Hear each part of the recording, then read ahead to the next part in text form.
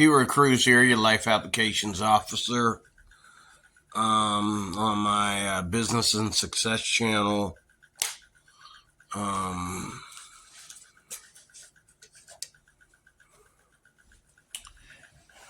Let's see, do I need all this light? I think that's good.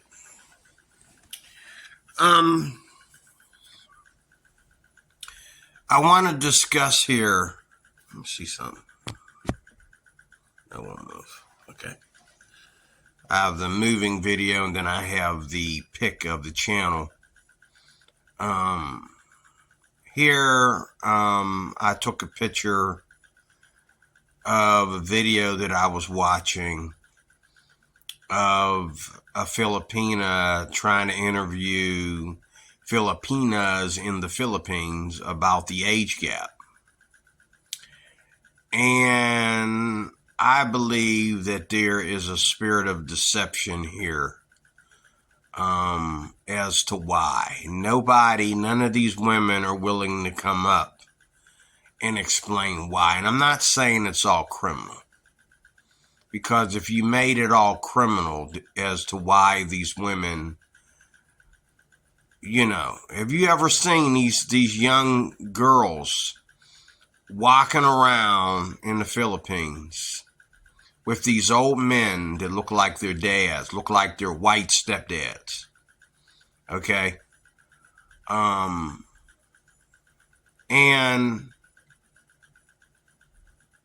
I think that, and I don't want you to get offended when I say this, but would I date a woman younger than me?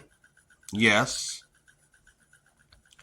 But it's not about so much dating a woman that's younger than you as to what age younger than you is she. Women begin to settle down in their middle 30s, between their middle 30s and their early 40s. They begin to calm down and really focus on relationships. Before that, it's about the whole boyfriend thing and the sex thing and all like that. But if you go back to the Bible times,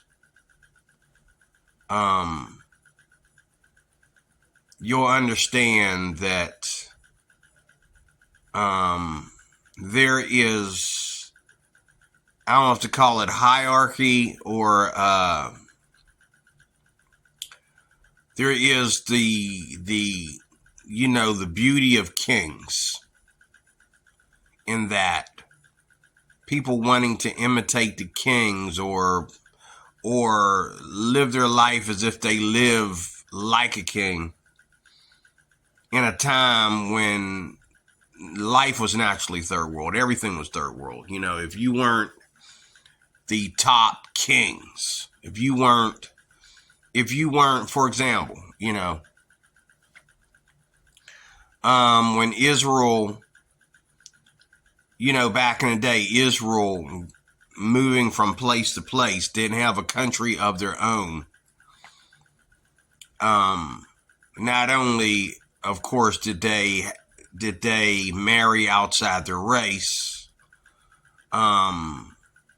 but they also practice, the age gap, because a man is a man when you are captive.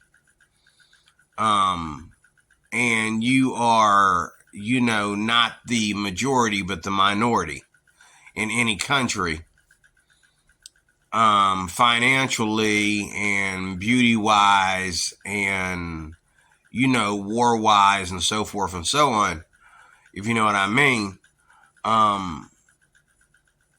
You don't focus the way the people that are wealthy do. You don't focus the way the people that are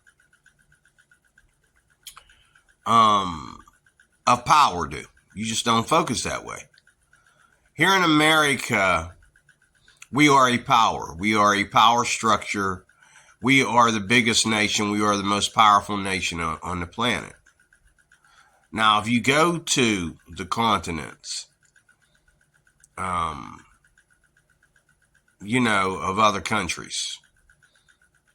There is always more than one part. Every country has their rich side, their middle class side, and their low class side.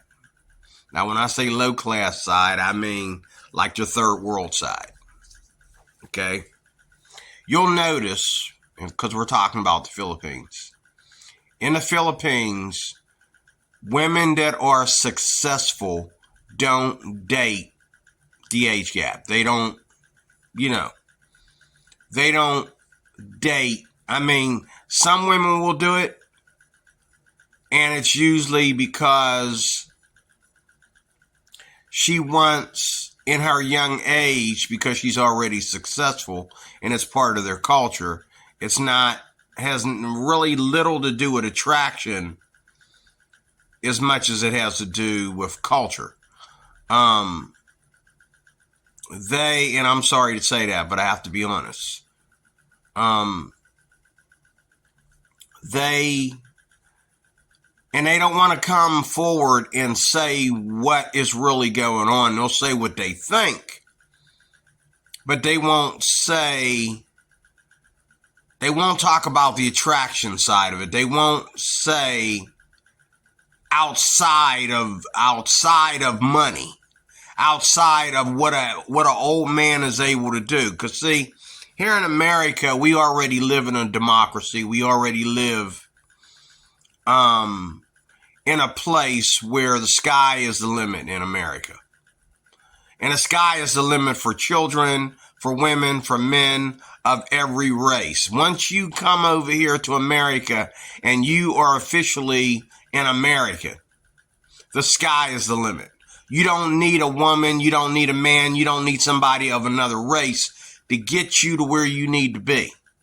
Whether you're poor or whatever you are, black people in the ghetto can walk right out of the ghetto if they think about it for a minute.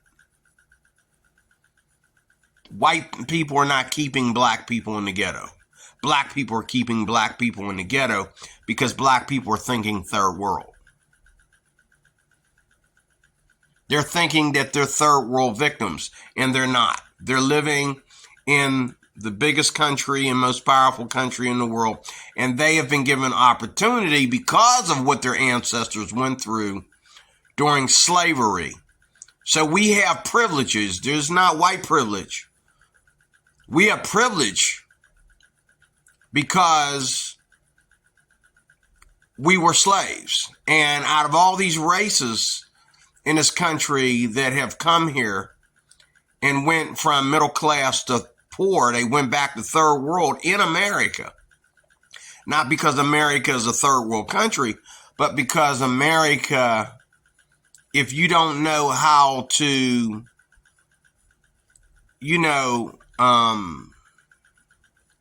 be on top, if you don't know how to reach for the top, you will, just like a lot of racists come over here and they know because they've been trying to do it for years in their own country. They come over here and boom, like that. They're in a business. They're in a business. They are, you got black people and white people going to them in a so-called white country and buying off these people and depending on these people for housing and all like that when they come from another country. They walk right into America and boom, because they know how to do it.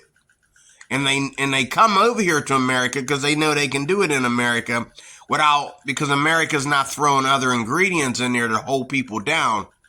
They come into America, they get the business license, they show proof of education, they have the green card, they have, everything that they need to be called an American. There's nothing stopping them from continuing where they left off in their own country, getting that business that they could not get in their country because there was elements of sorority and seniority that was above money. But, here in America, you either have the ability to make money or you don't. If you have the wisdom and skill to make money, you have the wisdom and skill to make money. It doesn't matter what race you are. Not anymore, anyway. Okay? And that's one of the freedoms that we have in America that you will not find in any other country. Okay? Many people in America don't know. They don't understand exactly the plot of ground that they're standing on. But what I want to say is the whole age gap thing, like polygamy, goes back in time. Now here in 2024, we got people of every religion and every race. Okay, here in America trying to practice polygamy because it's legal depending on where you come from, what the name of your religion is, or whatever. There's all kinds of documents that are way over my head, my knowledge, but people here in America can practice polygamy. Okay, I don't know if they have to, some of us, we have to go to another country and gather our wives and then bring them back to America and claim that they're our wives and that. Okay, but, okay, let's take polygamy, for example. Who's attracted to who in a polygamous relationship? A woman can't be extremely attracted to her husband when she's got to share him with other women. Okay, again, this is the problem with polygamy and why it's bad for America is because polygamy was done in the third world. It was not done in a democracy like America. Polygamy was done in the third world. The first time I've seen a polygamous man, he brought his, when I was a kid, a man from Africa walked into my black church with his four wives. Yeah, he had 4 wives. And when he got up there, when the minister got up there to introduce this pastor, this African, he had to introduce all his wives, all his queens as well. He had to introduce all his wives. He had to call them by name and their tribe names or whatever.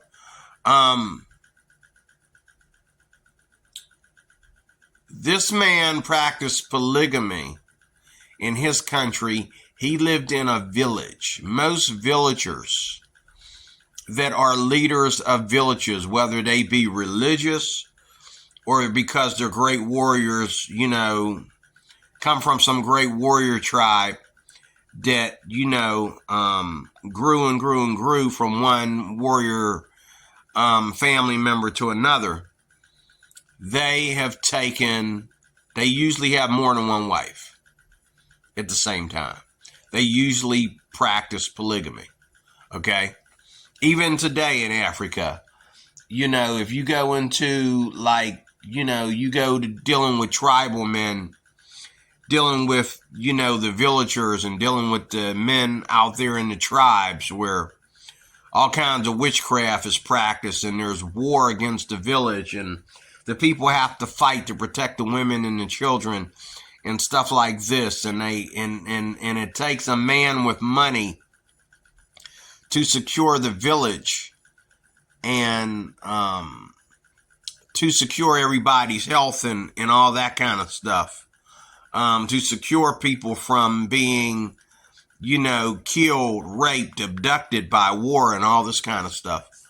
And to fight back for these people if something happens, there is an attack. Okay. Polygamy is usually practiced by the people that have all the power. Because even though they have all the power, they're still third world. They have the power, within a poor system. So the king of a village, let's say, I don't know if to call him the king or the tribal leader, I should say, the tribe leader. The tribal leader. In an African village, he may be considered rich in that African village, but he's actually making, he's actually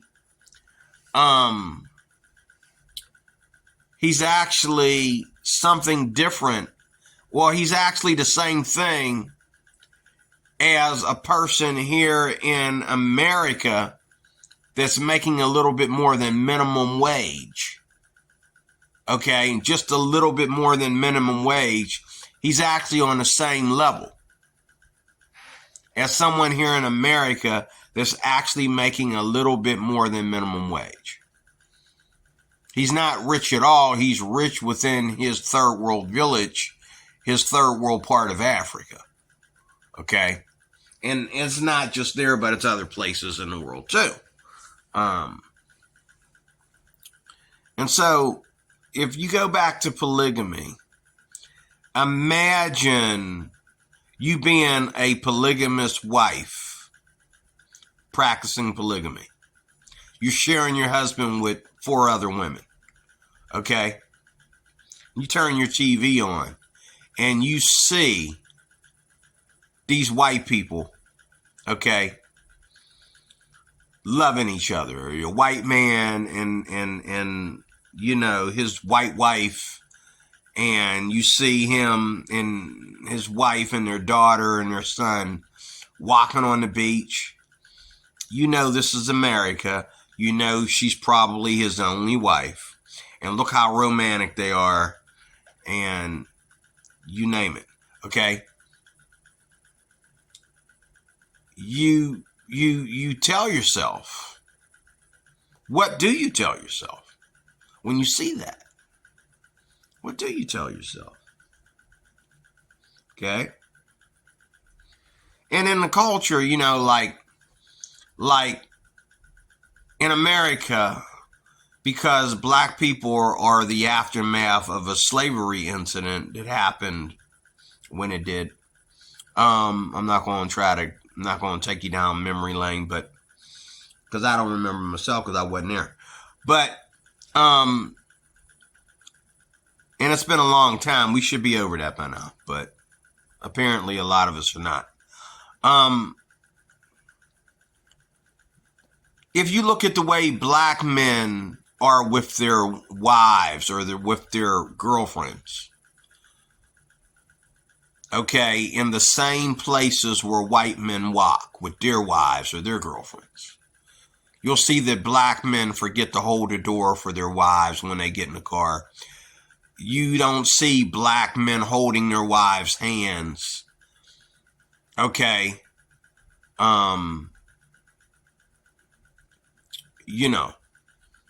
And you'll also sometimes see this in places like the Philippines, where Filipinos don't treat Filipinos, their own people, any better.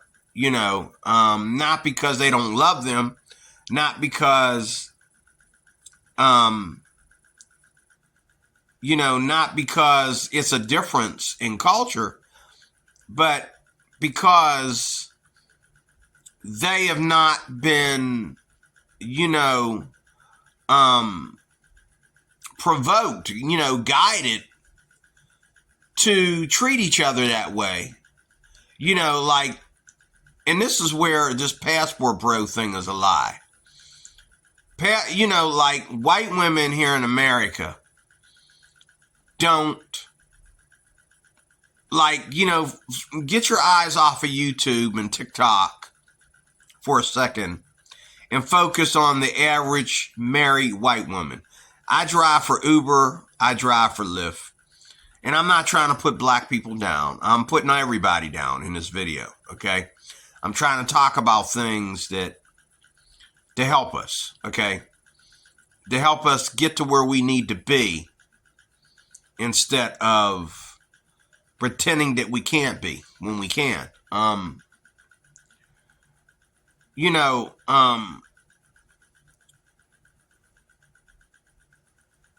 this whole thing about passport bros, okay, talking about going over to another country to get with these Filipinas and these women from Brazil and the Dominican Republic and Colombia and all this kind of stuff.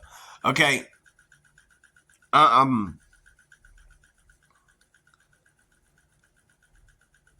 problem is, and the truth is, that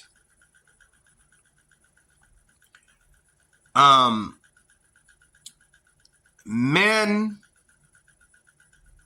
going over there are kind of lying on the women here in America. Don't get me wrong. Don't get me wrong. There are a lot of feminists more than ever before, and there's more feminists in America than any other country. That is true. But that's different than the people that are on the sidelines hoping to get married to someone.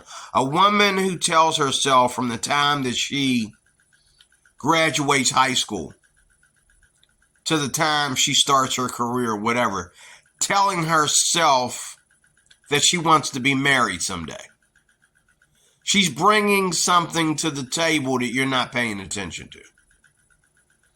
Because there are fornicators who know from, especially in this day and time of 2024 and 2023, 2022, going all the way back to, I think, like the middle 90s or early 90s.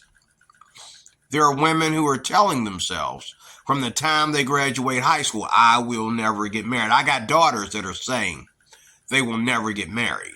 I don't know if it's because me and their mother's divorce or because divorce period all across the land and the world or whatever. They say they'll never get married. There's women out there that they got their boyfriends doing crazy things to be with them. I mean, talk about security. They got boyfriends that are treating them like the queen, and the boyfriend is like a servant to the queen. She's not treating him like a man. She's treating him more like her hired servant or something like that. And she's telling everybody, oh, I'll never get married. Okay? Now, where I come from, I come from Bible land. I've been in Bible land since I was a kid. My mother and my father weren't together. I'm sure they practiced fornication. I don't think they ever got married. I'm pretty sure I was perceived from fornication. However, when I was born, my mother was in the church, and my mother raised me in the church. Okay? Fornication was prohibited. Okay? It was nasty. In my legalistic church that I grew up in. And when I say legalistic, I'm not talking about that you're legalistic because you don't practice fornication. That's the basics of Christianity. That is the basics of Christianity. Let me tell you something real quick before I go on. The basics of Christianity is to stop fornicating. Stop having sex outside of marriage. Anybody that's having sex outside of marriage or still practicing homosexuality, whether they're practicing gay marriage or not, is not a Christian and cannot possibly be a Christian until they decide to go to Bible land and be in Bible land and let it be so what it is for what it is, because that's what it is. The first thing you will do when you become a Christian is stop being normal. Stop doing what everybody else is doing. Stop. And this is the BS that goes on in the Philippines. When I listen to people like the Filipina P, I want to cuss when it comes to this topic. You do a video where you talk about women being traditional and women being, the majority of the population of the Philippines is Christian and all this BS. But then you want to turn around and talk about what you like in bed when ain't none of y'all got rings on your fingers. It is nasty. It is wrong. Nobody needs to talk about sex, okay, on modern YouTube, on prime YouTube. Nobody needs to talk about sex unless your whole channel is about sex. And that's what you're there for. Like, there are women here who are like doing therapy for, you know, men seeking women in America and other places and vice versa. But, you know, there's men talking about men, women talking about men. Okay, men and women talking about men and women, you know, on and off. And let's get real. It's better if a man talk about a man and a woman talk about a woman. A man shouldn't tell a woman how to treat a man and have 100 videos, because eventually, once you done went through 5 videos, you start to sound like the Filipina P, and vice versa, the women as well. You start to sound like the Filipina P, where you're trying to add all this bow down to the Philippines, instead of letting people be and be treated for how they act and carry themselves. If you are a sexually promiscuous woman, you do not deserve for any man to take you seriously. Neither do you deserve for any man to marry you, okay, or trust you until you repent. You can't just go from having a body count on Monday and get married on Tuesday and trying to just change your life through, you know, meeting some guy and getting married without repentance. And this is the most beautiful thing about Christianity that makes it, okay, above every religion, is repentance. Because in order to be a Christian, you have to repent. This is why you can't be a fornicator and be a Christian. This is why you can't be gay and be a Christian. Because the very thing that you are being saved from is that. That's the main thing. If you can keep your body under subjection sexually, according to Scripture, you can overcome everything else. Okay? We go to church and we listen to these preachers tell us, come as you are. Yes. Do I need to get out my Bible and read it to you, though? Yes, you do come as you are. Salvation doesn't happen overnight. It's a process. But once you become saved, okay, you begin this process to where you no longer have to keep going back to repentance, because now you are practicing holiness. But even after we practice holiness, we stay in a spirit of repentance for the smaller things, like telling like little white lies. We lie to get a day off of work. We lie to our children because we don't have the money to buy them certain things. We deny what our husbands or our wives just saw us doing. Like, you know, why was you all comfortable with that dude over there? Oh, he said something funny and it was my girlfriend that just had us all laughing. No, you was blushing because you thought the guy was charming and handsome. Okay? And for a minute there, you was flirting with another man behind your husband's back and your husband walked in on it, and vice versa. What was you and the guys talking about? And who was you, what was y'all talking about? And then everybody got quiet when the wife walked up to the table. Oh, you was talking about that girl over there that hardly ain't got no clothes on, sitting over there shaking her butt. That's what you was talking about, and every girl over there in that corner. But you want to lie and try to clean it up because you don't want to argue with your wife. But it's still worth the repentance because you want to grow. Okay, I had to lie to my husband or I had to lie to my wife today. Now tomorrow I will not make the same mistake.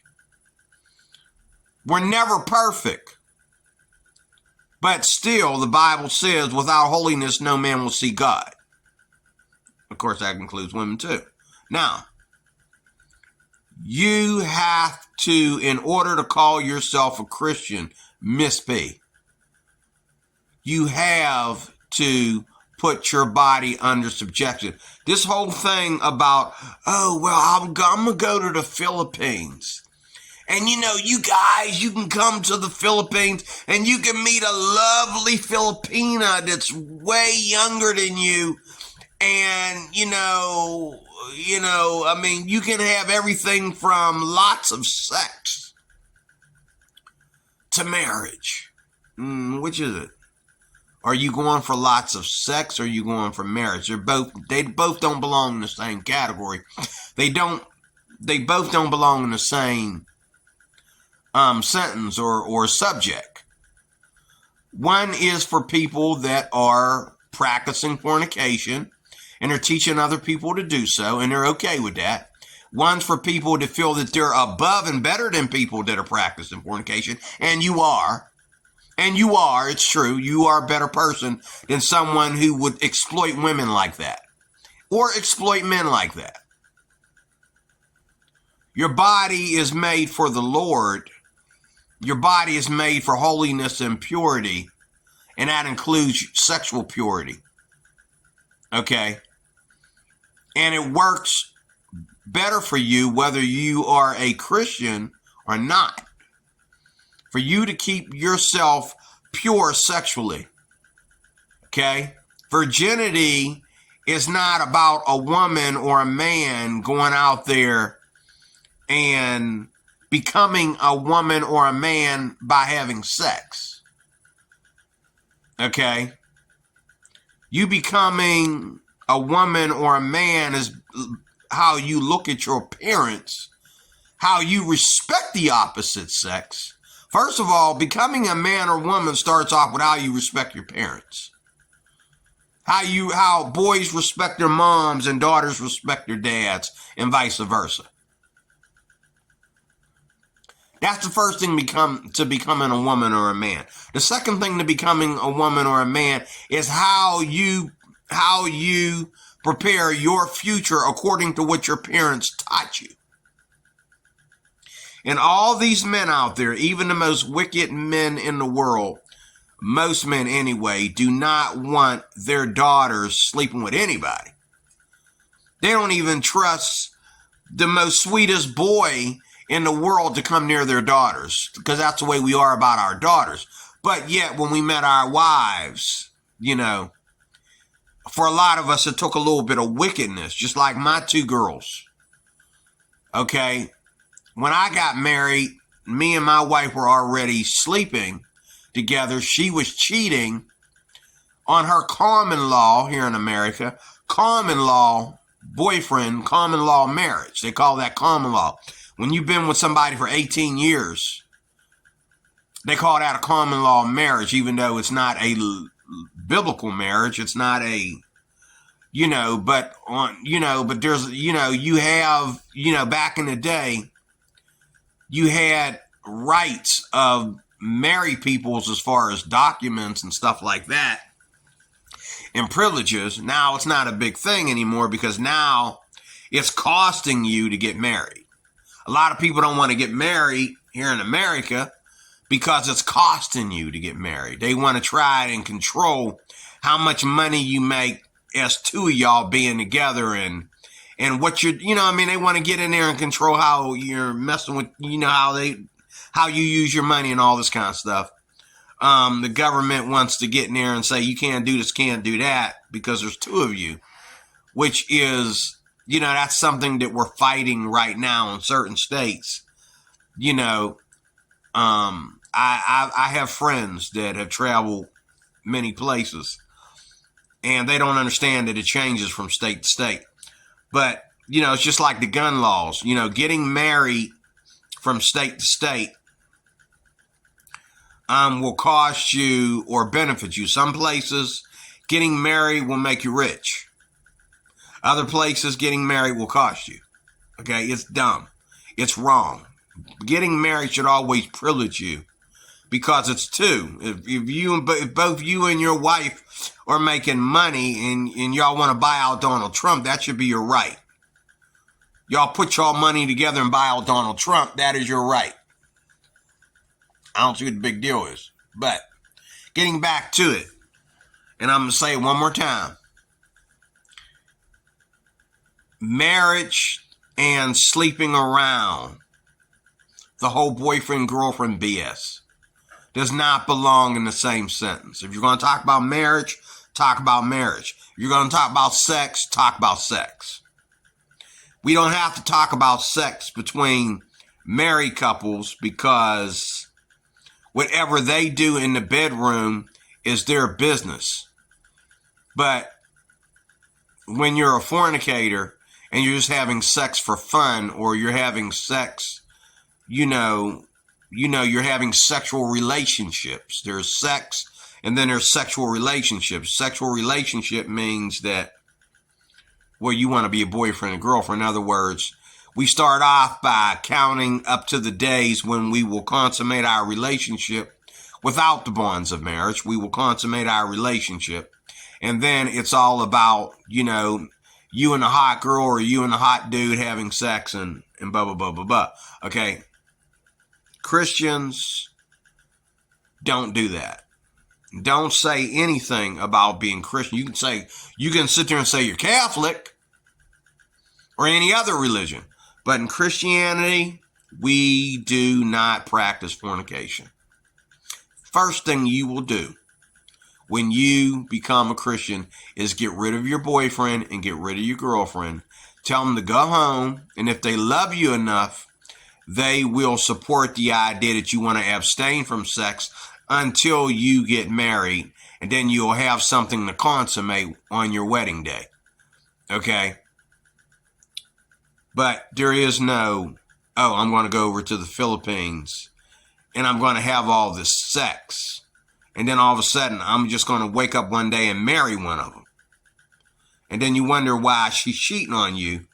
And you're wondering why you're getting a divorce. You're wondering why you're cheating on her. And you're wondering why, everybody around you is cheating on each other. And just one minute, you're talking about marriage. And then the next minute, you're a bar girl.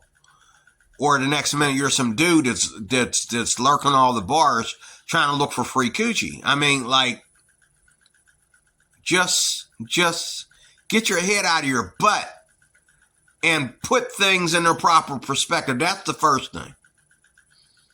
Now, back in the Bible days, Bible land, and even up to this day, coming from people that were in Bible land, like the Philippines, and any other country that never got to the democracy that America is at. They want to be there, but they have never got there yet, okay?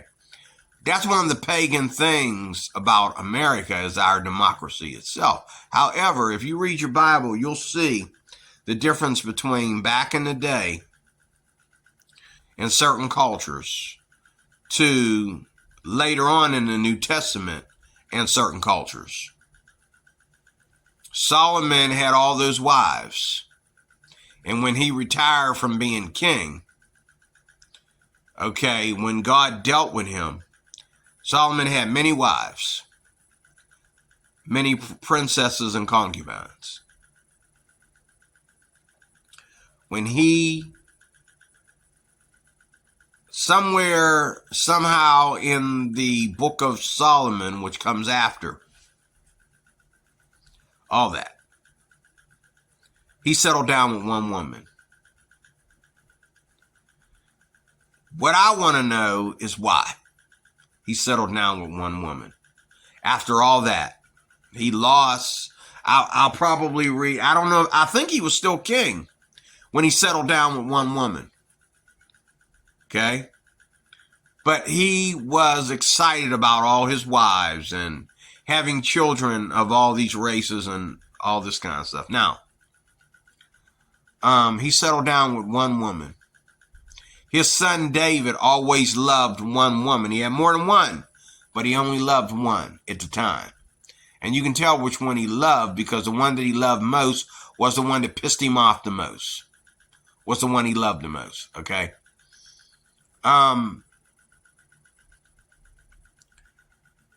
This is where you have to understand the difference between being third world and becoming, I'm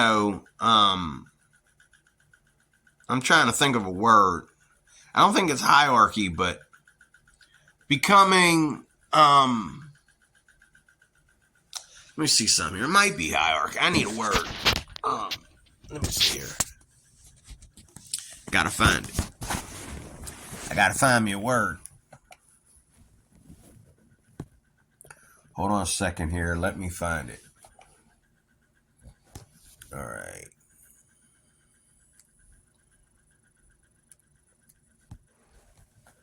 Let me see here. I need a word. All right.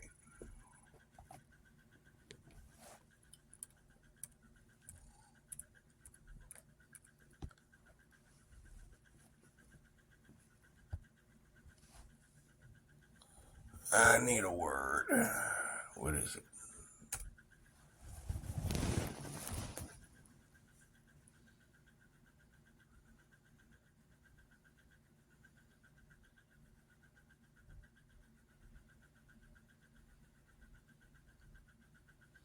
Yeah, I'm very close. When I say hierarchy, I'm very close.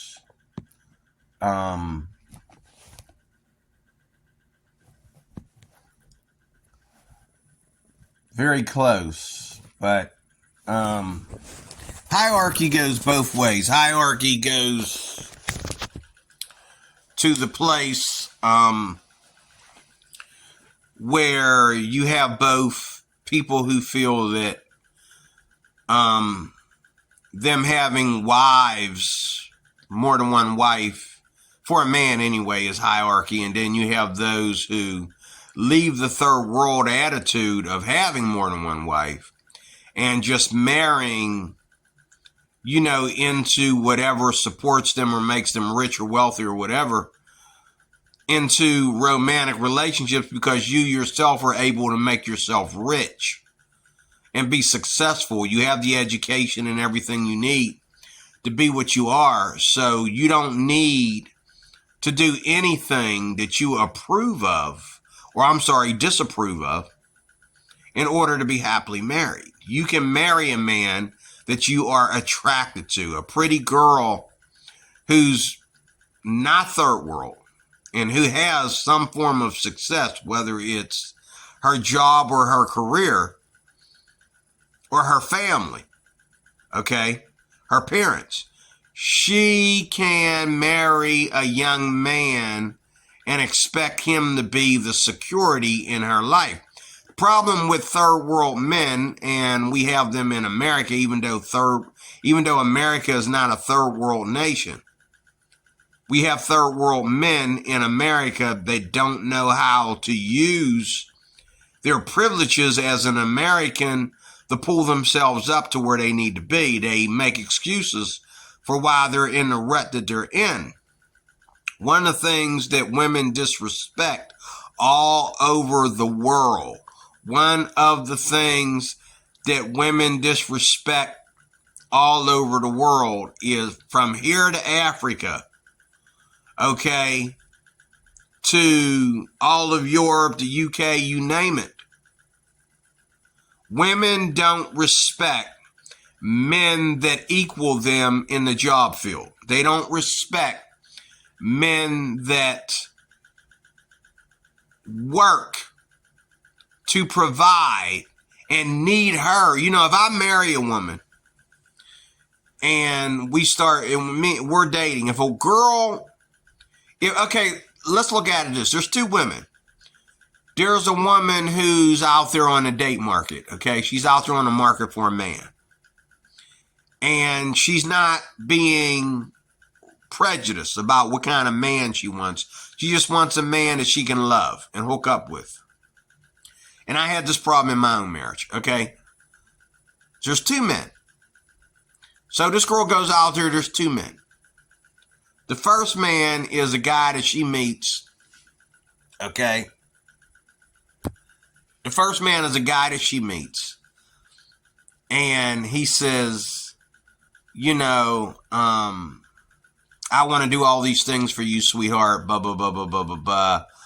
But, I don't have the money to do this, and my daggone job, when they going to give us a raise, and he's making all these excuses why he's in the rut that he's in. And she's like, oh, that's okay, baby, because I work. I have skills. I have a career. I love to work. I don't mind working. And so the woman has to go to work. And then she'll probably also, you'll probably also have children together. And the woman has to work while she's having kids.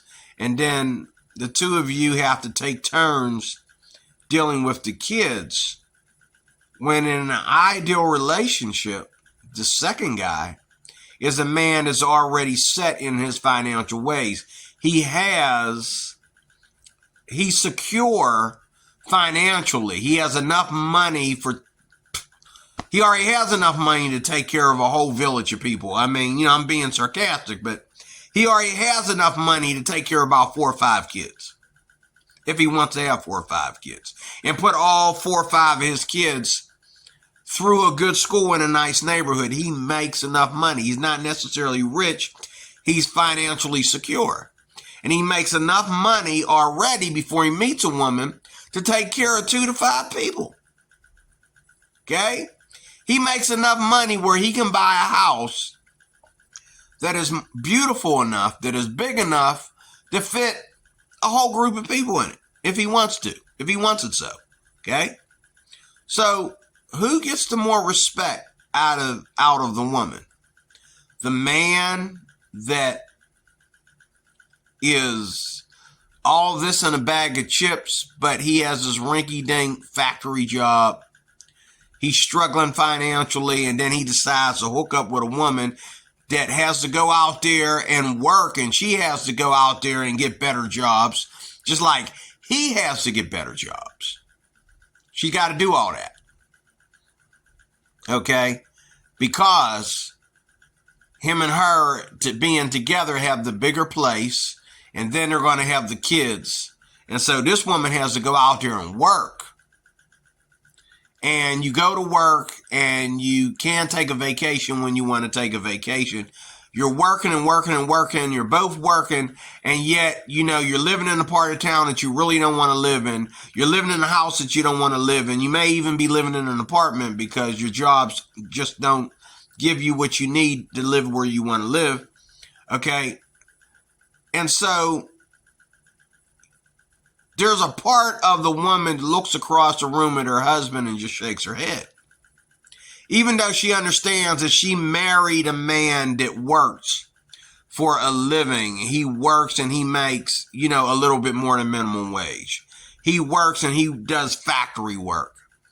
Or, he's a janitor, or he's a security guard, or something of that nature.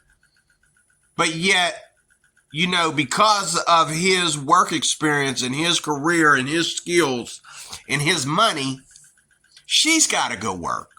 Plus come home and take care of the kids. And you got to wake each other up in the middle of the night to see who's going to change the baby's diaper and feed the baby or whatever. Okay?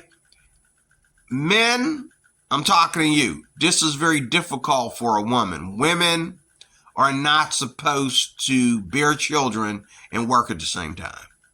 Women are to be kept. Women are to be bought. And this is one of the things that Western women hate about Filipino women when you talk about passport bros and all this. Because these white men are going into Philippines. When you go to the Philippines and you hook up with a girl, and you're willing to share your money in a way to where she can help her family out and all like that, you're basically buying this woman. Okay? Now, the difference between buying a woman and prostitution is that you buy this woman forever. You buy one woman forever. And she loves you no matter what. When you fall apart financially, she's still there for you. If you end up in jail, okay, She's going to wait for you. She's going to raise her kids by herself and wait for you. Whatever happens, she will be your wife forever. Okay? There's no other women for her to share you with. She's the only one, and you're the only one for her. Okay? And she's the only one for you. And so, you know, women are bought. If you look at the Bible, women are bought.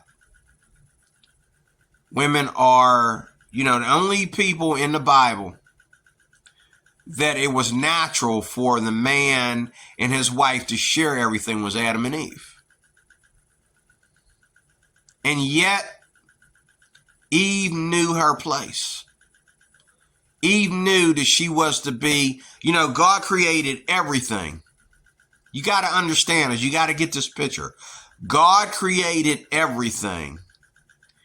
He made Eve last. He didn't even fully create Eve like he did everything else from nothing. He took a rib out of Adam, and I know it sounds crazy, but the symbolism is just, you just can't beat it, okay? He took a rib out of Adam. I believe it was more than that. They call it a rib, but I believe it was more than that. Which beats the whole tranny thing, beats the whole transgender thing. This is why transgenderism is wrong. Because in order for there to be two, in the beginning, God took out of Adam what he needed to make a woman, to be a woman for him, to be a helpmate suitable for him. She had to be the female model 100%. But the rib, the chassis that was taken out of Adam was to make a woman. It wasn't to make, you know, somebody with a female brain or you know what I'm saying? It was to make a woman. This is why transgenderism is wrong. This is why we don't believe in transgenderism. Because if transgenderism was, you know, true, a lot of things would be happening if transgenderism was right. Angels would be having sex, first of all. They don't have sex. Okay? Second of all, okay, God would have gave Adam a choice. God knew what man needed, and he gave it to him. He didn't give him a choice and say, "Oh, you want the whole or you want the hot dog? Which is it, Adam?" He didn't give Adam that choice. He didn't ask Adam, "What are your sexual appetites? What kind of sex do you like, Adam?"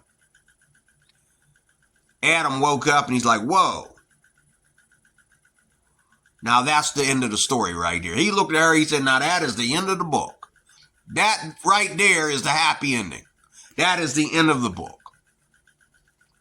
And he said, "Bone of my bone, flesh of my flesh. The two became one. Let no man put asunder what God has put together." Now, the two, the separate male and the separate female, two different species became one. Yet two, but one, like the Trinity. Yet two, but one. In spirit and intimacy, they became one. Okay?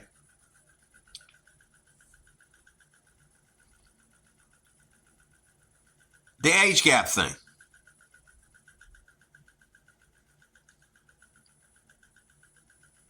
I believe that the whole age gap thing is based upon, I should put my do not disturb on, forgive me. I believe that the age gap thing is more third world than it is modern world. I believe the Int's been doing this in the Philippines forever.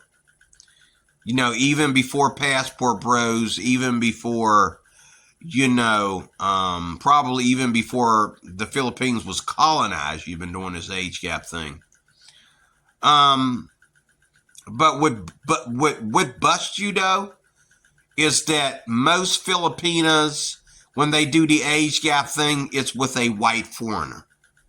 Black men that are coming over there, I mean, don't get me wrong, there's black men that are coming over there, but they're a little bit younger, as far as hooking up with these Filipinos.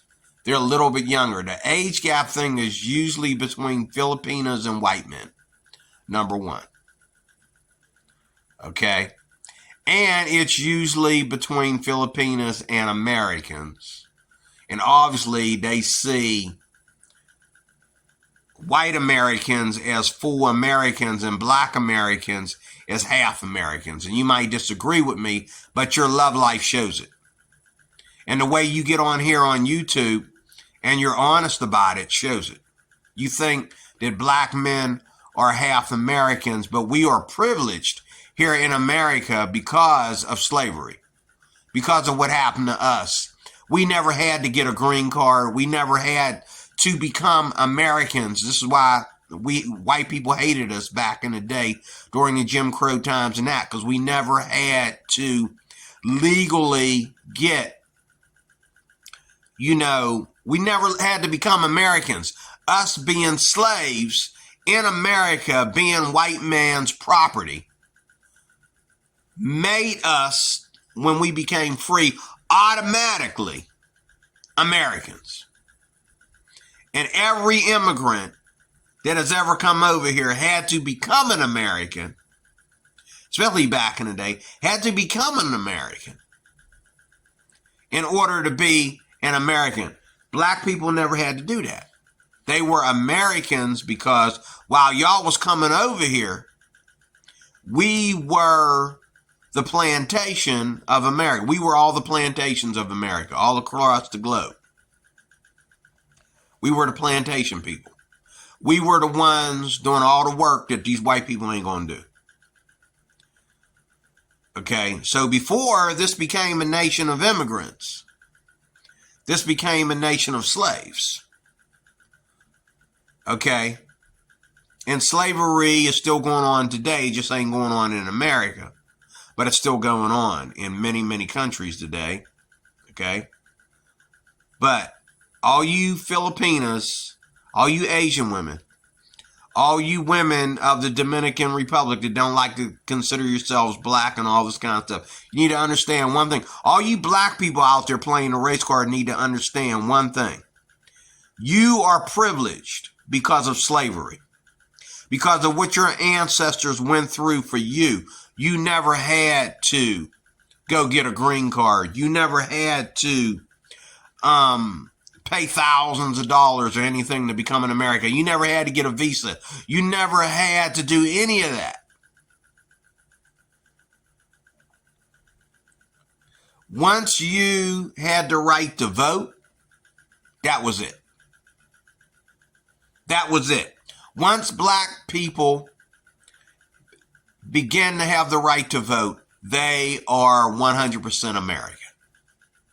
Y'all people who think that black people are only half of what a white man is, y'all need to get that in your thick skulls. It pisses me off that you treat us different in other countries when you just as brown as us.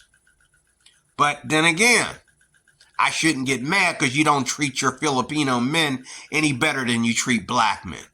There's just as many women willing to date black men as are willing to date men of their own race. But when it comes to white men, you think they're gods.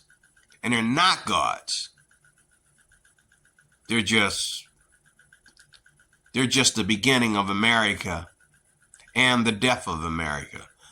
They're the death of America because they cowered it out and they went from telling black people and every race that came over here to America how to live to saying, oh, you can come over here and live any way you want to live because I don't want you to accuse me of being a racist. So you can come over here to my country and live any way you want to live. There is no white culture, okay? If there is no white culture, what is American culture? when it started with us as black people on plantations, learning what American culture was as we watched white people live better than us while we were their slaves. If there is no white culture anymore, what is American culture? You know, it's not about putting white people on a pedestal. It's about us getting back to where we began. Getting back to the truth of the matter. What is American culture if it doesn't begin with white people? And everybody will come over here and respect white people. That is American culture. You come over here to America, you respect the natives. Just like if you go to the Philippines, you respect the Filipino people and you accept their culture. And you take on their culture. This is how we have peace. It's the same thing here in America. Now, closing out with this whole age gap thing. Again, it was normal back in the Bible days. In villages. It was normal back in the Bible days in the midst of war and famine. Okay? For two things. Polygamy, number one. And number two, things like the age gap. To where women needed a man for security. Regardless of the strength of that security, women needed men for security.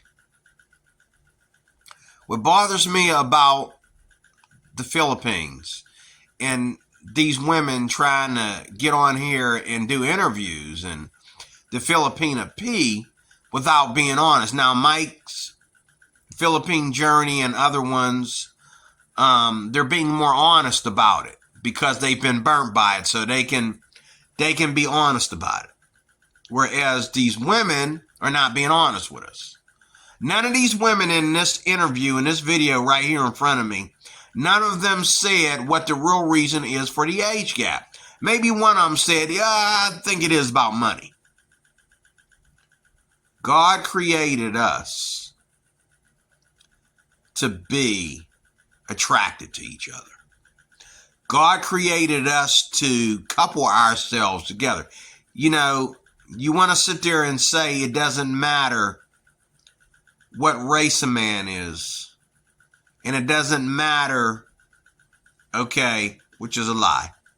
Because most of y'all pick white men. Okay, you said it out of your own mouth right here on social media.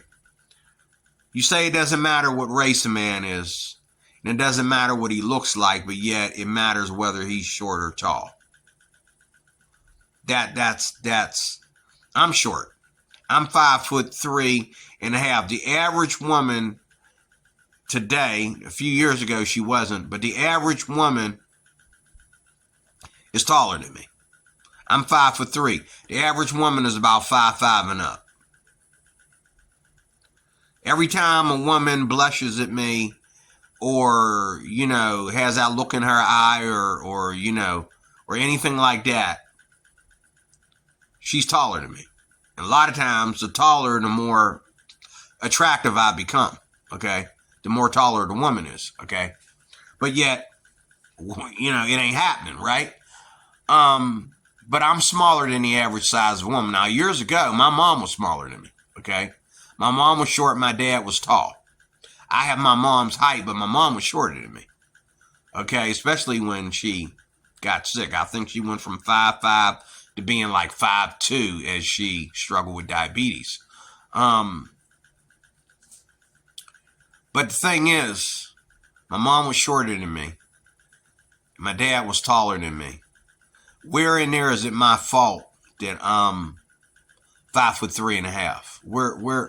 Where is it my fault? But yet women will judge me based upon my height, no matter what my educational background is, no matter where I've been, what I'm able to do, what kind of jobs I've done all my life, no matter what I preach and practice, women will judge me, okay, for being small, but yet they get upset when I don't try. Why should I try? You want me to try so you can judge me. If I try and say, hello, How you doing, ma'am? Okay.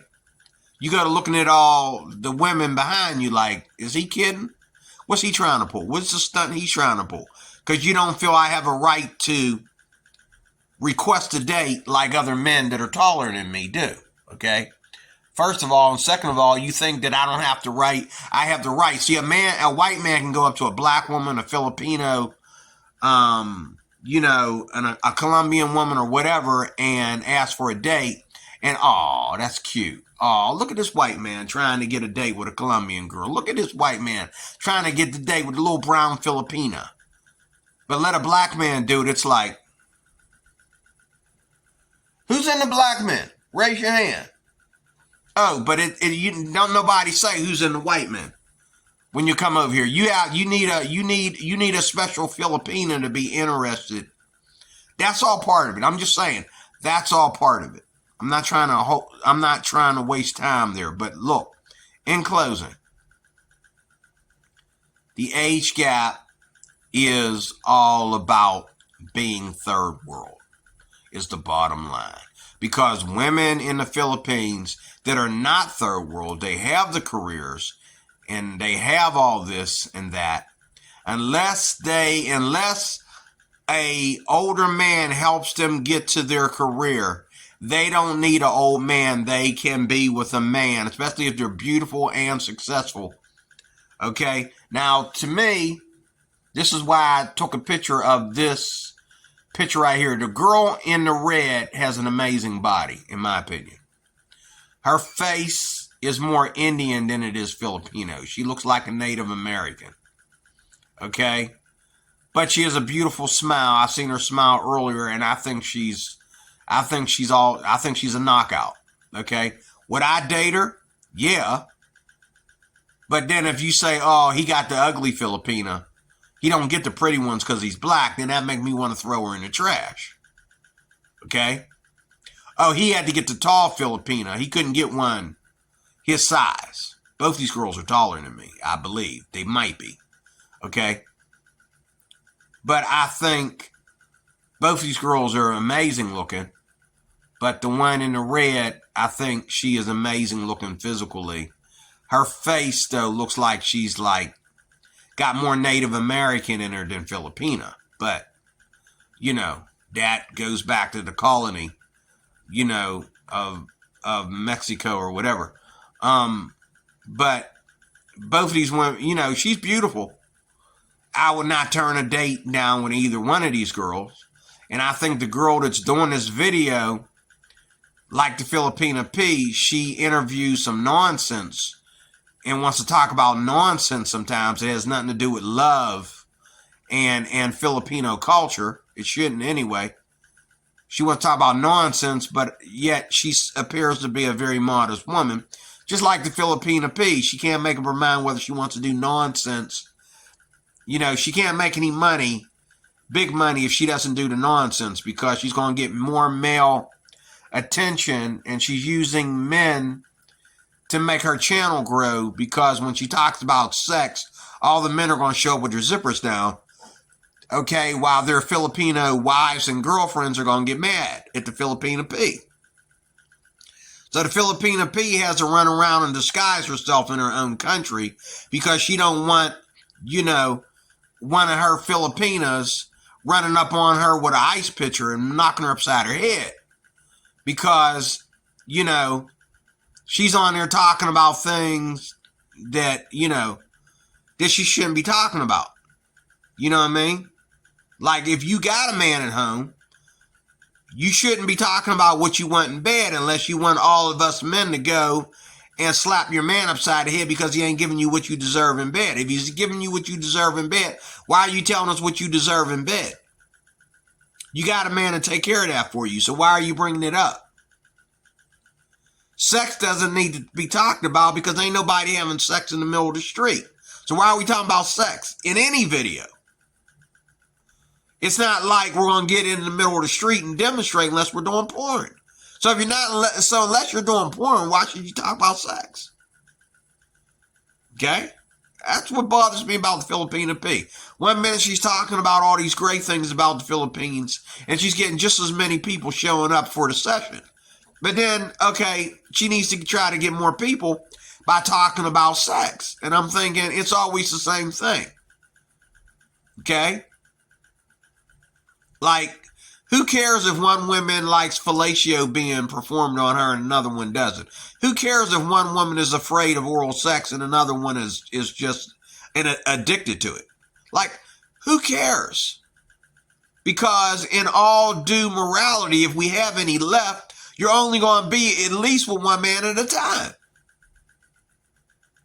I don't get why we talk about sex like we're shopping for sex. Because if you fall in love with a woman, you don't know, even if she talks about sex, you don't know what she's going to do in the bedroom until you're with her. Just like women will talk about, oh, I'm afraid of a big penis. I'm afraid of a small penis. Okay, but yet whoever you hook up with, whether he's small or big, that's who you're with. Because it's not like you know until you hook up with the man. Where I come from, you don't know until you get married. Now, if a man has, like, if he's super small, like a medical issue or something like that, he will tell his wife. I just want you to know I have this medical condition where I've always had a small one. I got like a weenie deenie, okay? He can say that because, you know, he's getting ready to consummate his relationship with her. You know, he wants us, you know, I mean, you know, if it's that small, you might need to say something. And if it's that big, you might need to say something. But again, it's between you and a woman that you're marrying. It's not between you and YouTube. It's not between you and social media. And I think it's a sign of the times that the world is coming to an end. Back in the day, people didn't talk about this stuff, and it wasn't because we didn't have social media.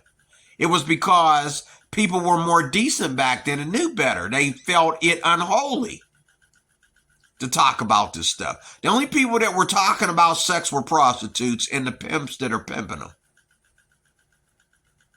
Hey, dude, you know, how you like it? You like doing it from the back, or you like doing it, you just want oral, or you want anal, or what you want to do, man, because this is what it's going to cost you.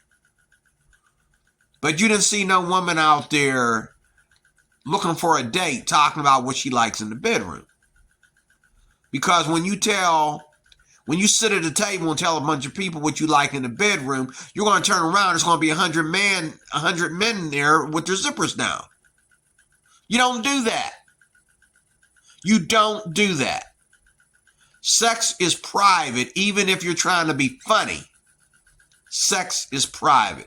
This is another reason why women should be going around showing their bodies. Now, these two women here are dressed pretty modestly. This woman has her chest covered. I like her dress or her outfit, the girl in the black. The girl in the red, she's wearing a typical, you know, hot day in the Philippines outfit without showing all her skin. I think she's got an amazing body. I love her bod. I mean, her bod is talking to me. You know what I mean? She's probably not going to get, she probably already has a boyfriend. She looks like the kind of woman that would stick to a Filipino man. She's probably not going after the white men. The white men would want the girl in the black. But the girl on my left in the red, a lot of white men ain't going to pick her. I would pick her. Okay? But a lot of white men wouldn't pick her. Okay? And she wouldn't pick a lot of white men because she knows better. She knows they're not going to pick her. Okay? But if she does pick a white man, you know, he's probably, you know, he probably tried to go through, you know, other channels and he picked her last. I'm just saying how y'all are. I'm talking about y'all. I ain't talking about myself. But in closing,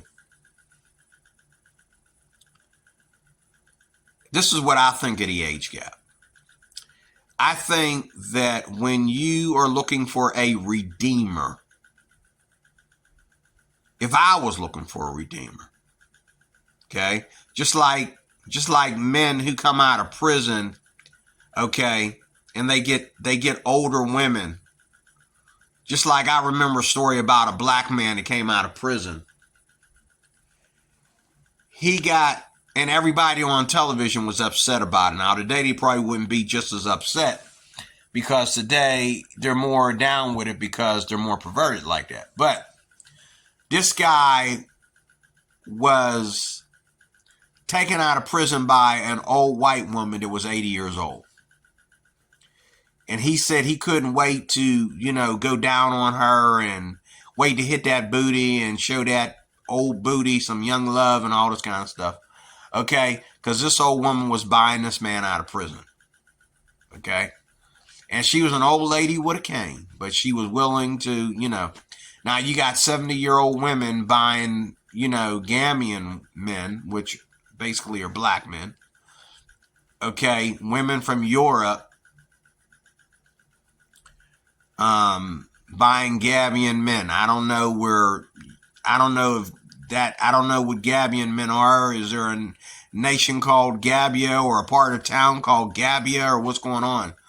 But I didn't get all that. All I know is that I watched this video yesterday where white 70-year-old women are going after young 30-some and under black men and these, Gambian men. I think black men are a little bit more particular and have a little bit more of a preference in that. They are buying these men and giving these men money to build them homes and live happily ever after with her young boyfriend, her young Gambian boyfriend. And, when she dies,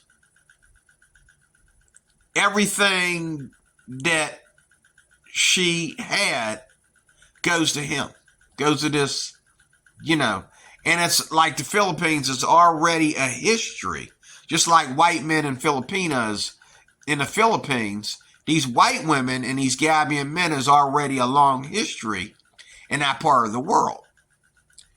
And this actually goes on, okay? Now, I'd like to hear what the women have to say about something like that. You probably find it kind of nasty. And I've heard women in my neck of the woods say that it's nasty when a young black man wants to defile himself, or should I say have sexual relations or marry even a woman that's 3 times his age. But it's okay for the women to do it, right? It's okay for the women to do it to the men. To me, I think that, and it's a fact, if you read about sex, instead of getting on YouTube and lying about it and making it more than what it really is, if you read about sex and study about sex and think about it for a minute, a young man can satisfy an old woman to the day that she dies.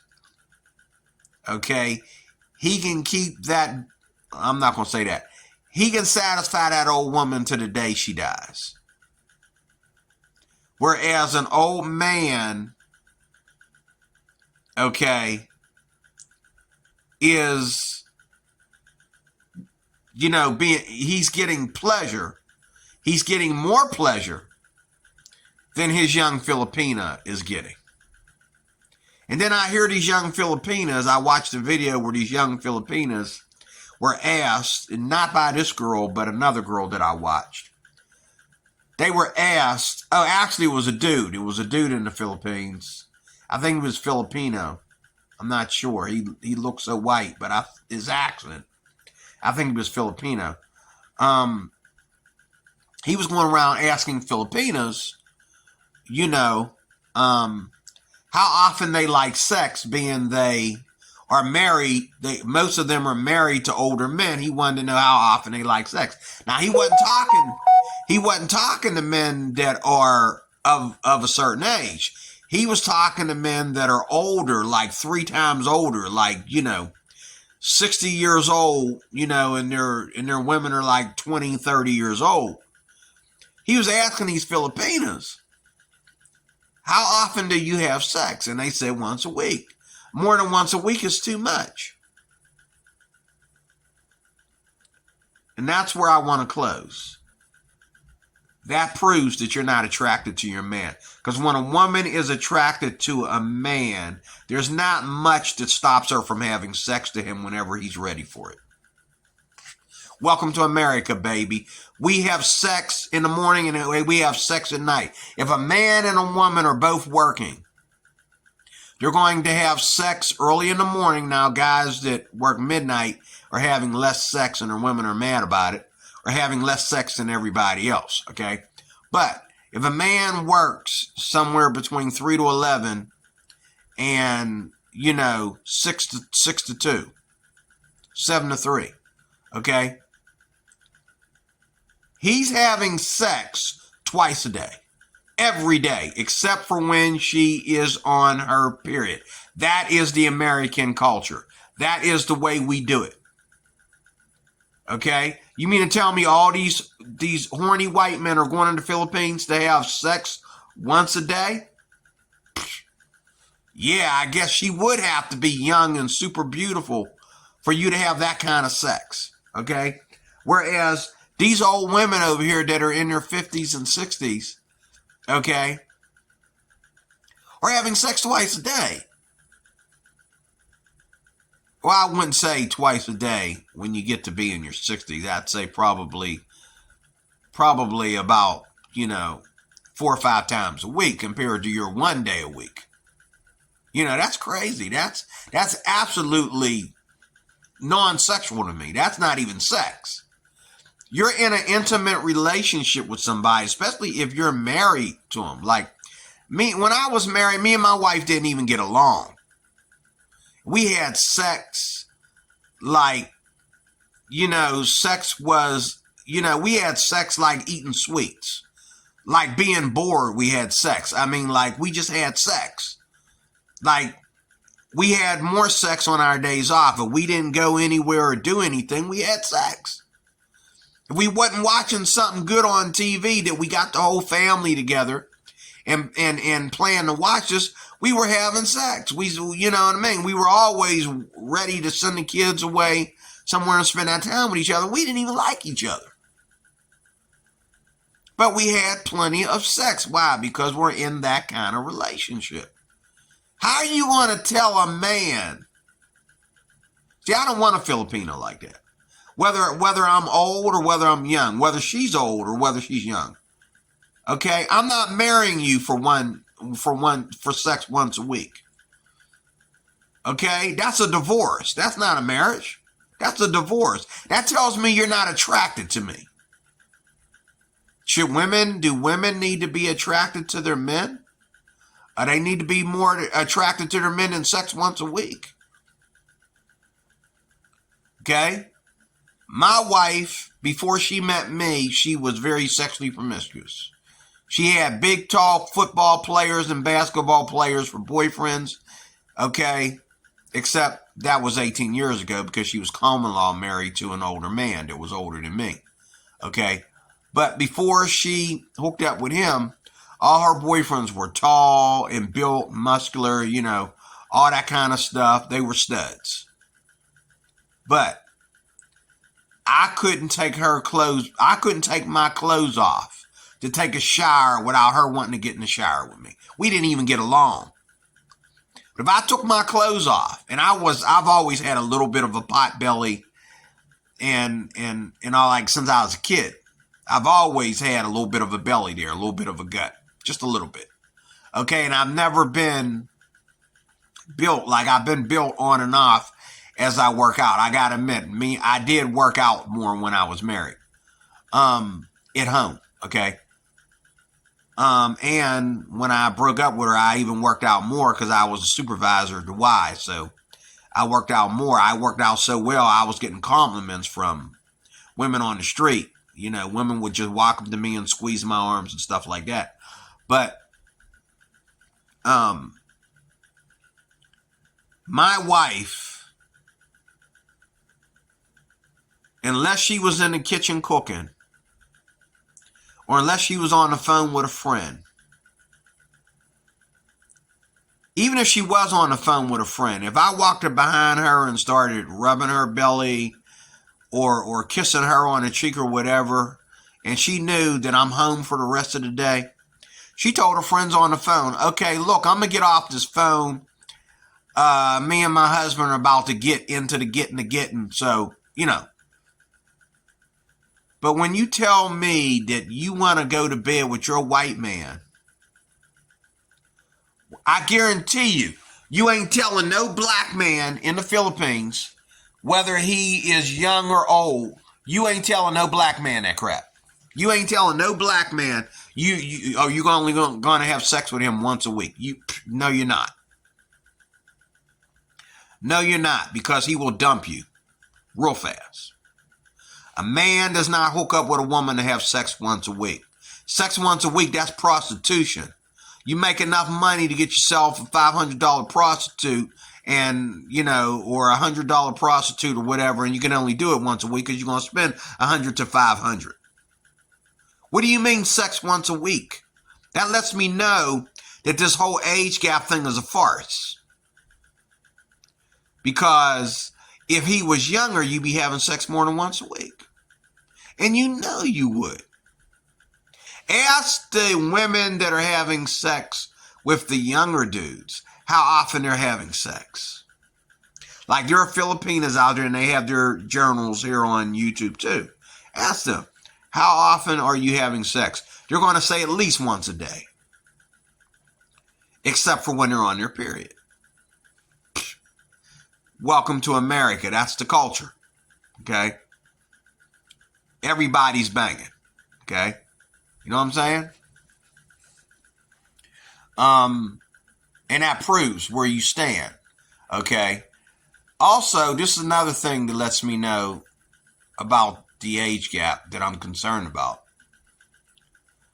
Where are these Filipinos? Are these Filipinas, like, if your husband is retired, if you work and come home, that's fine. Okay? But a lot of these white guys that are worshiping the Philippines, they just got to put the Philippines on YouTube every day and act like, the Philippines is the salvation of the world. You got to come to the Philippines and get your Filipina. That's the way these white men talk. You got Bob and Larry and you got different ones, and some of them are all about sex. Others are talking about marriage. Okay. Bob. This is one of the Filipinas P's best friends. I think his name is Bob. Where is your Filipina? And why is she not in videos with you? I've seen her in videos with you once. And some of these guys are honest enough to come back and continue to do videos after they got dumped by their Filipino or dumped by their Filipino wife after they've been married for years. They're going to do videos still worshiping the Philippines while they're lonely.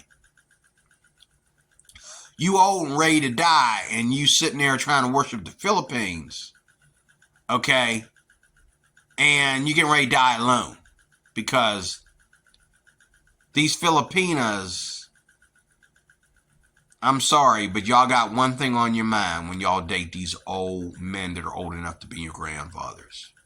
Y'all all, I don't care how nice or religious you are, you got one thing on your mind. Now, don't get me wrong. I've met women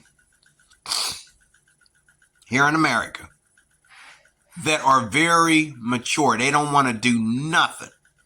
They don't want to do nothing but go to work, come home. They don't want no girlfriends. They don't want no boyfriends. They don't want no male attention, no female attention. They want to go to work and come home and play with their dog, eat their food, go back to playing with the dog, watch some TV, do some sewing, do some ironing, clean the house, cook for the weekend. You know what I'm saying? And then they want to do dumb stuff. Well, it's not dumb. It's just old.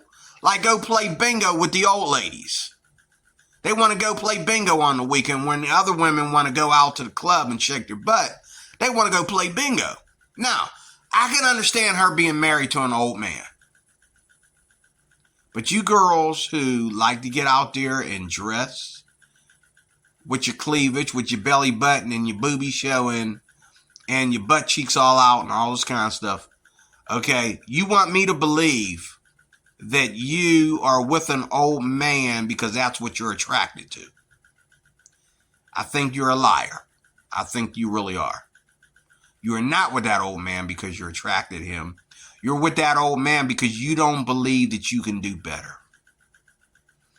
And you are trying to secure your future that you cannot get with a younger man because he has work. Because if you're with an old man and you're living off his retirement, you can quit your job at any time you want to, and he will let you stay home and take care of your kids, or he will let you stay home because you had an incident at work that you didn't like or whatever. Me, I feel that same way now that I'm old. Like, I really don't want to be married to a woman that's going to come home tired every day and complain to me about the women that she works with and the men that she works with when I know she was flirting with half of them. Okay? I don't want that. I'd rather have a woman that wants to be home with me, that's very mature. If I'm going to be with a younger girl, I want a woman that's super mature, where women and men, you know, I take her to church, everybody can look at her right away and say that we're a couple because they see how mature she is. They see that she might look young, but she's old at heart. She's old at culture. Because all she wants to do is be with me and follow me everywhere and try to keep up with me. See, that's the difference between, and somebody did a video on here called, Can an Old Man Keep Up with a Young Filipina? Okay, the answer is no.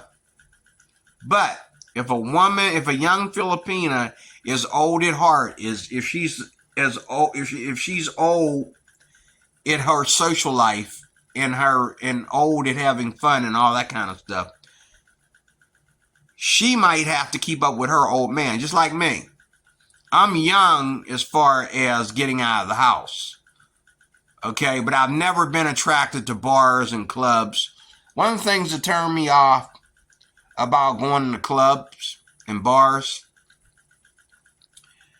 is I went into a dance studio one day and I seen a girl from church that I liked.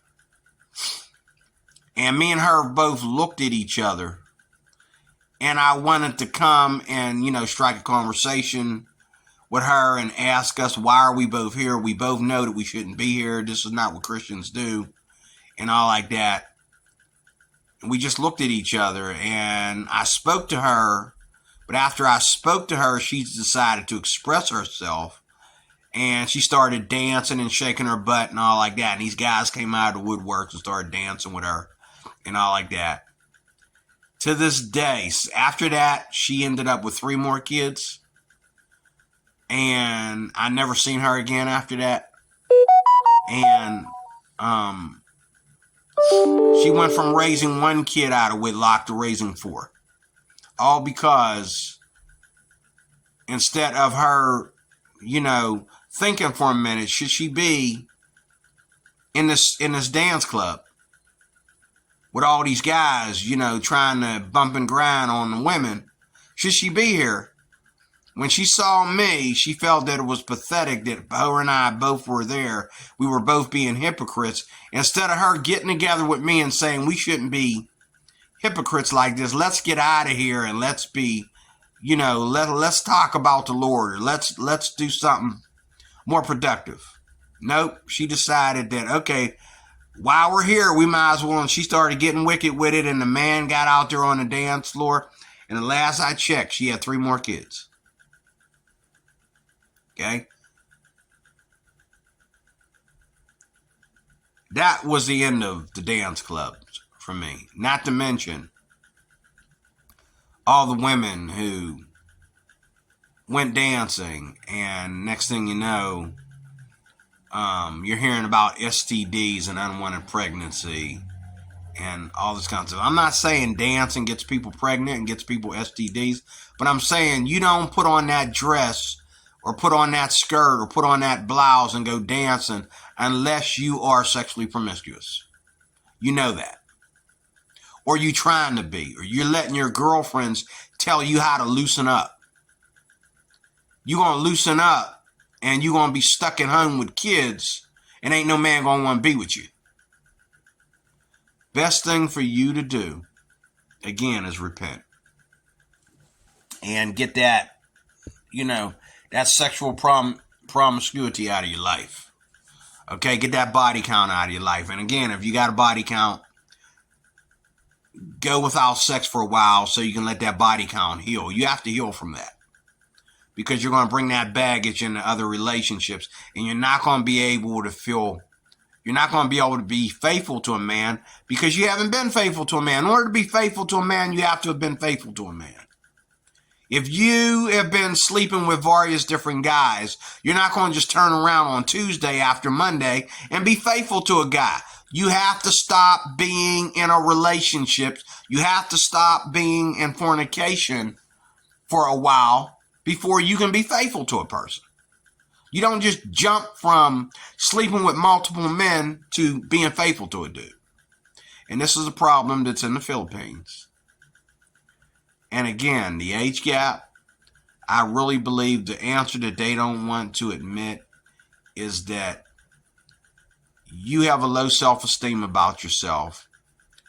You only have your mind on your career. And you only have your mind on money, and you're selfish.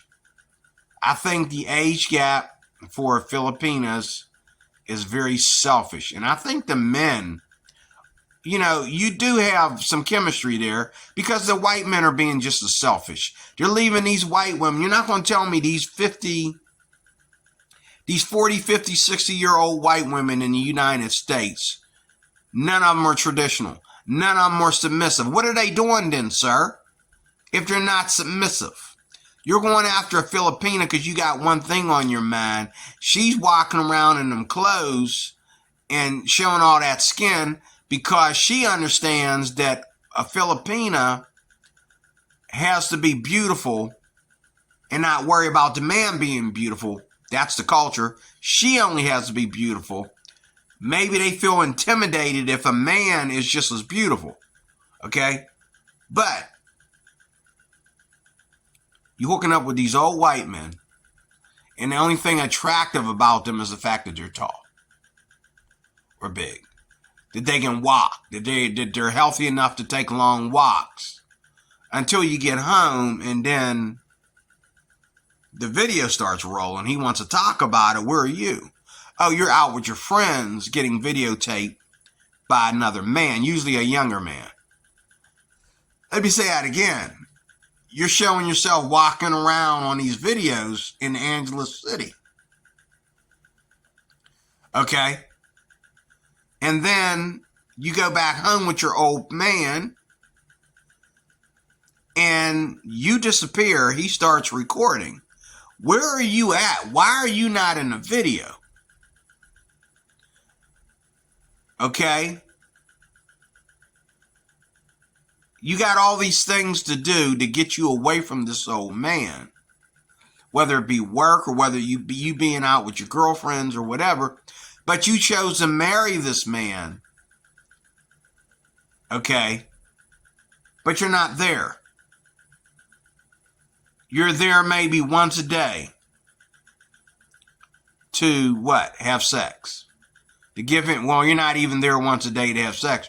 You're there once a day to cook for him and, cuddle up next to him and make him think he's in a relationship. But then you're out on the street. You're walking around with your girlfriends. You're going to the malls. You're going to all these places without him where he should be going with you. You're going to those same places with him, but you're going more alone or with your girlfriends after you drop him off at home because you want to be noticed by other men. And usually it's men that are somewhat younger. And when you get on TikTok or YouTube and you're showing, your gorgeous legs and your gorgeous chest or whatever. Okay? you know that it's the younger men that are making comments. You know it's the younger men that are saying all kinds of sexual innuendo. You know that. You know this. Okay? And you're turned on by it. Okay?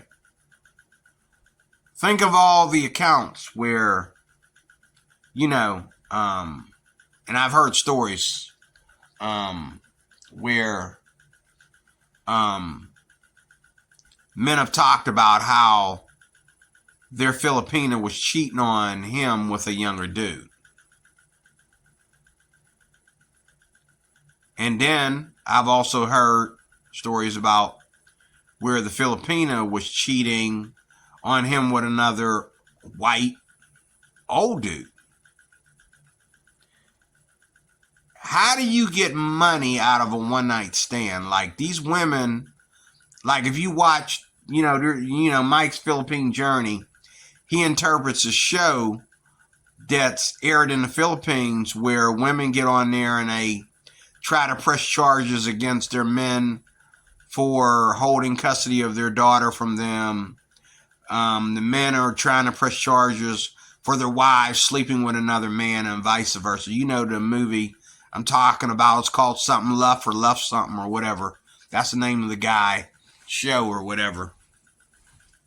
But it's a court TV show. Like we have Judge Mathis or Judge Judy here in America. Okay, in the Philippines you have Mr. Luff and these other Asian girls on the show with them. And all these Filipinas, and Filipinos getting on there going to war with each other, not to mention white foreigners getting on there going to war with each other. Okay? Over cheating. Over children and infidelity. Okay? Why? When you are supposed to be married and happily married and you're in love. The Filipina piece says the Filipina, will love you. She'll love you and adore you and enjoy your oldness and your belly and your wrinkles. And they just love it. I don't think they do. I think that it's the primal, ancient third world that they never escaped. Okay.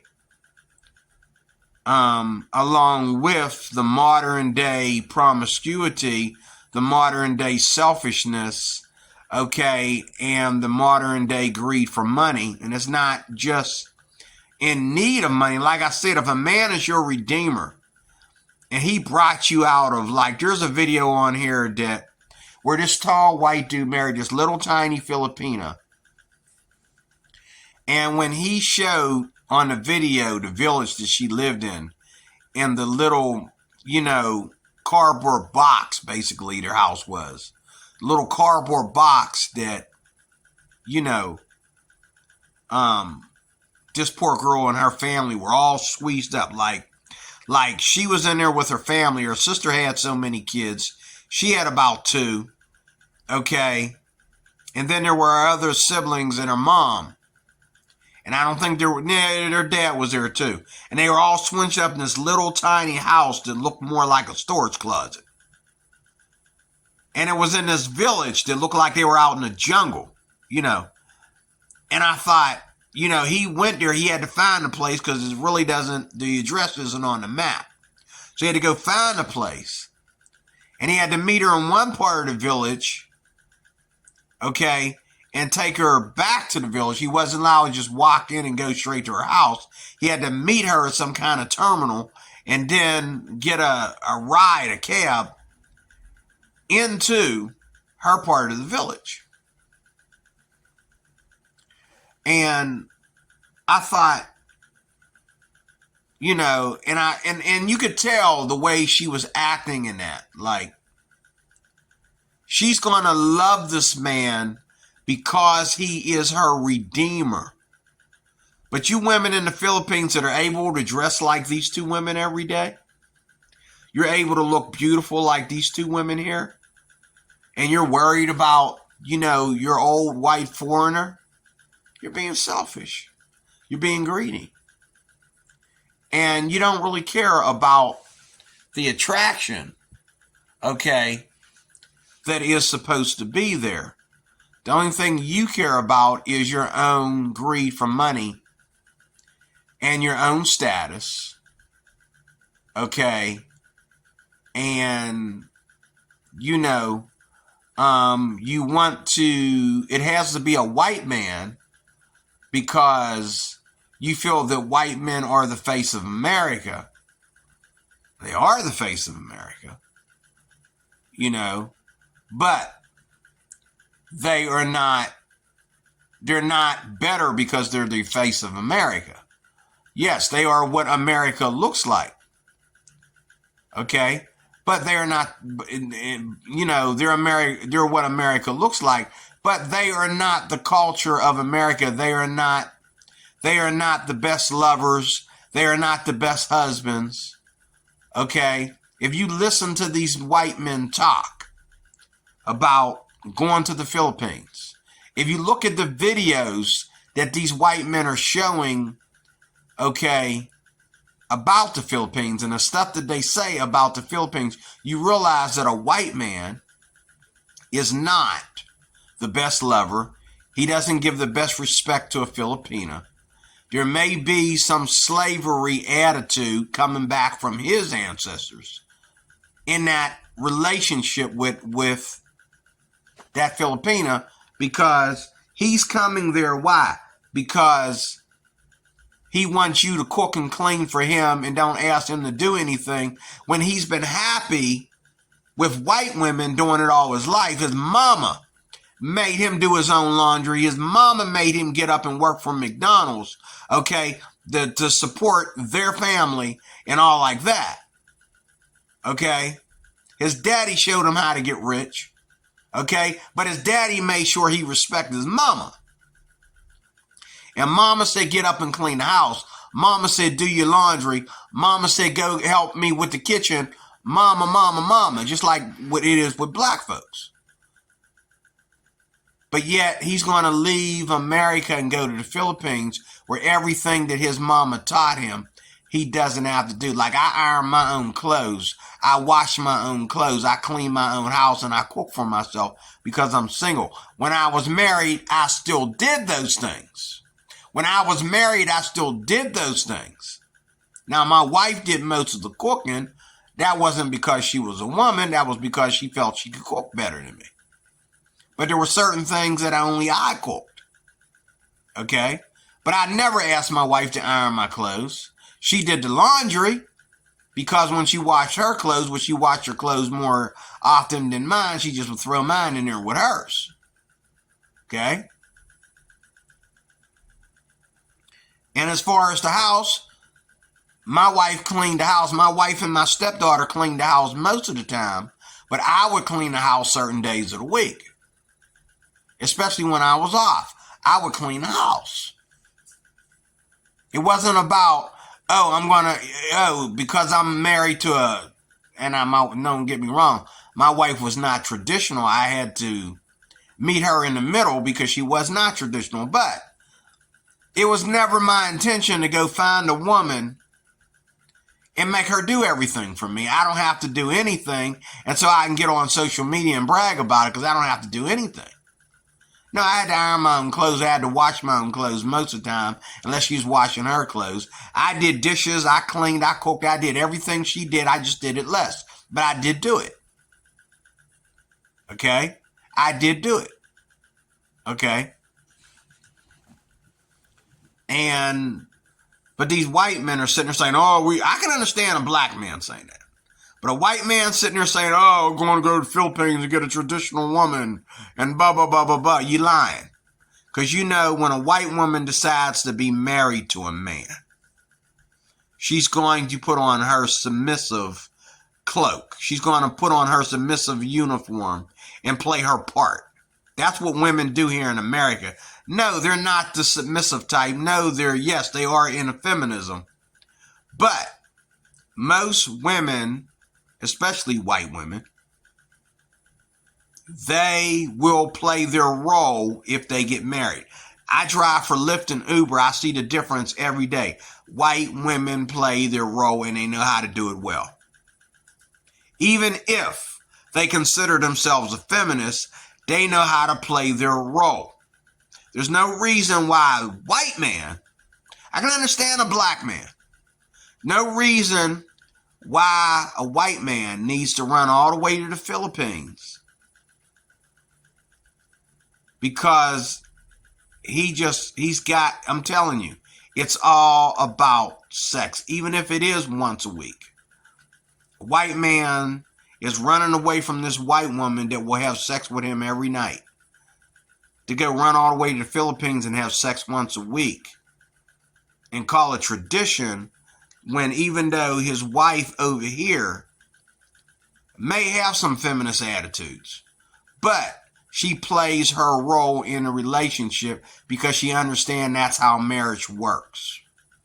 Whereas black women have always looked down on black men, because while we were being taken slaves, it wasn't like here's the woman slave and here's the black slave. We were all equal during slavery. So when we became, part of the American population of freedom, we didn't know how to go from that to, traditional, Adam and Eve. We didn't know how to go back to, I'm the man, I'm secure in this. There was no security when you were a slave.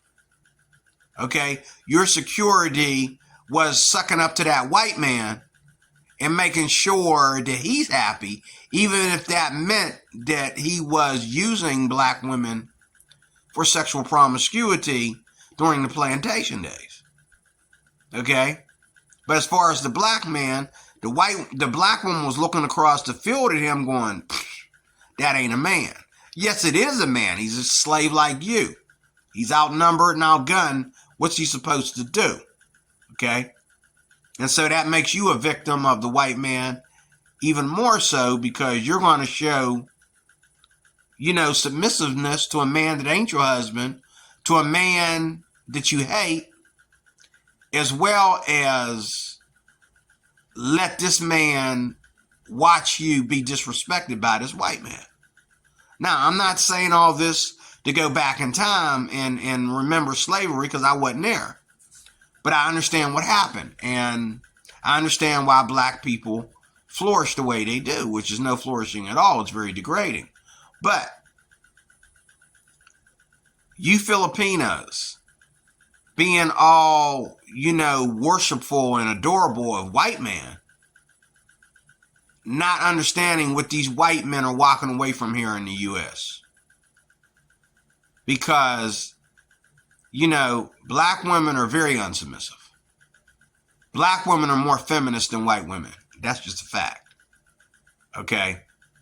I can understand these black men giving up on black women. I don't understand white men giving up on white women, which they're not giving up on white women. They're just choosing you sexually over white women, because just like the slave days, they want to go down to the third world people and get them some of that third world, bootang that is hiding in the third world, is hiding out in the jungle.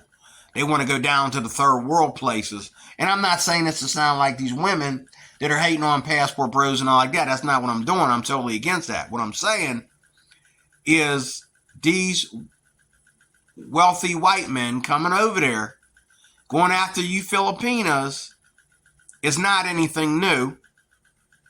Okay? And it is not love any more than your selfish butt is loving him.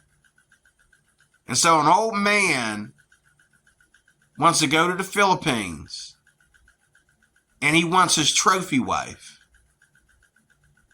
Okay? But yet, how many have failed? Okay? Thank God for the ones that have failed, because they expose the truth. I'm going to say that again. Thank God for the ones that have failed, because it exposes the truth. The ones that are sitting there staying with a white man till his deathbed. 9 out of 10 did not with that man because they love him. They're with that man because of their status versus his status. Okay. All right. And especially when you can make a white man, and that's another reason, because a lot of black men don't stay in the Philippines. Only a certain number of black men will retire in the Philippines or stay in the Philippines as a young man. They'll come there and live. But that's a small number compared to all the white men over there. Okay? And you know that if you open your legs up to a white man, he's going to say, yeah, I think I'm moving to the Philippines. I'm going to have to go home and pack my bags and move to the Philippines. Whereas you open up your legs to a black man, he'll hit that booty and then say, you know what, baby, I'll give you a call. I'll let you know when I'm coming back. But he don't want to live there because he was already enslaved into third world back when he was on a plantation. That's what his parents taught him. He's not leaving America to go third world when he got all his freedom in America. He can make money a lot faster and everything in America than he can in the Philippines as a black man because he's privileged that way now after all we've been through. And they say white people never apologize for slavery. You need to wake up. They did. Okay, look around you. They apologize for slavery every day. Okay, but this is the thing.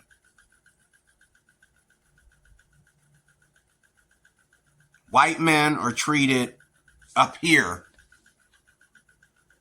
and black men are treated down here because black men make more sense and black men are not willing to they got just, if a black man is retired, if he's ex-military, if he's all this and that, he is just as wealthy as the white men that are coming over to the Philippines too. He's just not going to waste his money on a woman that's only giving him half of what he deserves. A black man wants his wife to be attracted to him. A black man wants his wife to initiate sex, not him initiating it all the time. A black man wants his wife to be sexually attracted to him and want to sleep with him on a regular basis. He wants to feel in love. He wants to feel loved by his Filipina. He doesn't want to feel like, oh, look at me, I got one. Just like these white men. No, he wants to be loved by his Filipina. He wants his Filipina to be in them videos with him when he's talking about living in the Philippines. He wants his wife to be next to him in the videos, which doesn't really happen. More white men are having their wives with them in the videos than the black men are having them. I've done this. I've done a video about this recently. Black man wants his wife to show the world how much she loves him, whether his wife is black, Filipina, white, Dominican Republic, Colombian, whatever. He wants his wife to show the world how much she loves him. We want to be loved by our women. We don't want to just have trophy women to flash around, okay? Sex once a week is not a flash around. Okay, that's a job. And once a week I get a piece of booty for it.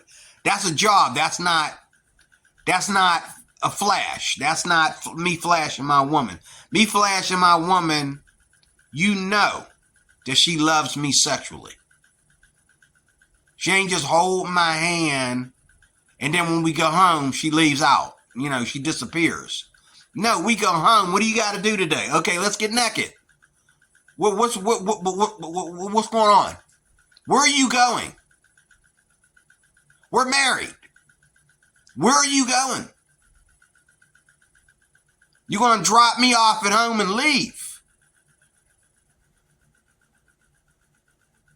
Okay? You put on all that clothes, all that skimpy outfit, to walk down Angeles City or Manila with me. Then you want to take me home and then I'm going to do the video by myself. Oh yeah, you need to move here to the Philippines, blah, blah, blah. Where is she, dog? Where is she? Where is your wife? Why is she not in this video with you? Where is she?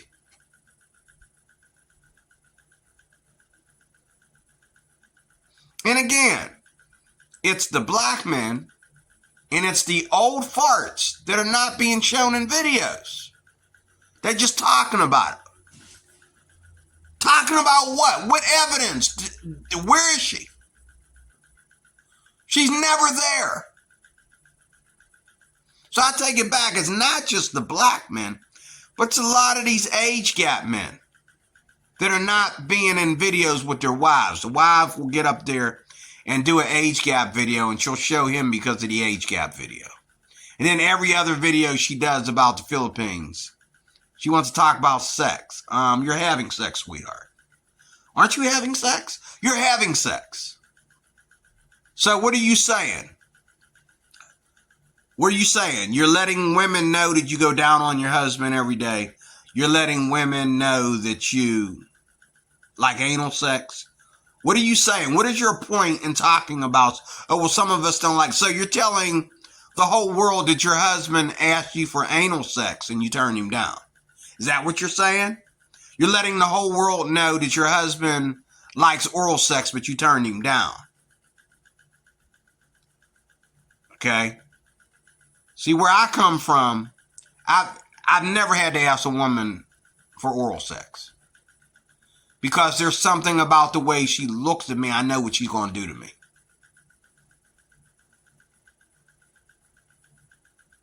Okay? When I met my ex-wife, I knew she was going to go down on me. The minute I met her, I was like, oh boy, I know what's about to happen. And I didn't have to say, you going to suck on this or what are you going to? No, I knew what she was going to do. Because she was very sexually interested in me. She was not just looking for me to do some financial favor for her.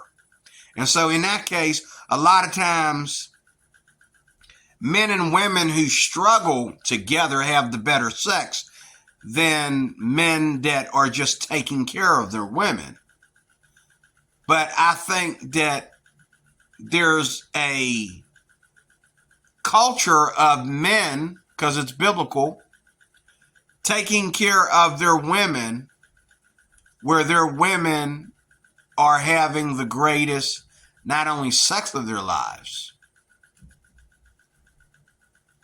okay, but their women are the happiest and they're the most attracted to their husbands. Why? Because their husband is at an age to where he can perform. He's at an age and she's at an age where they are an ideal couple.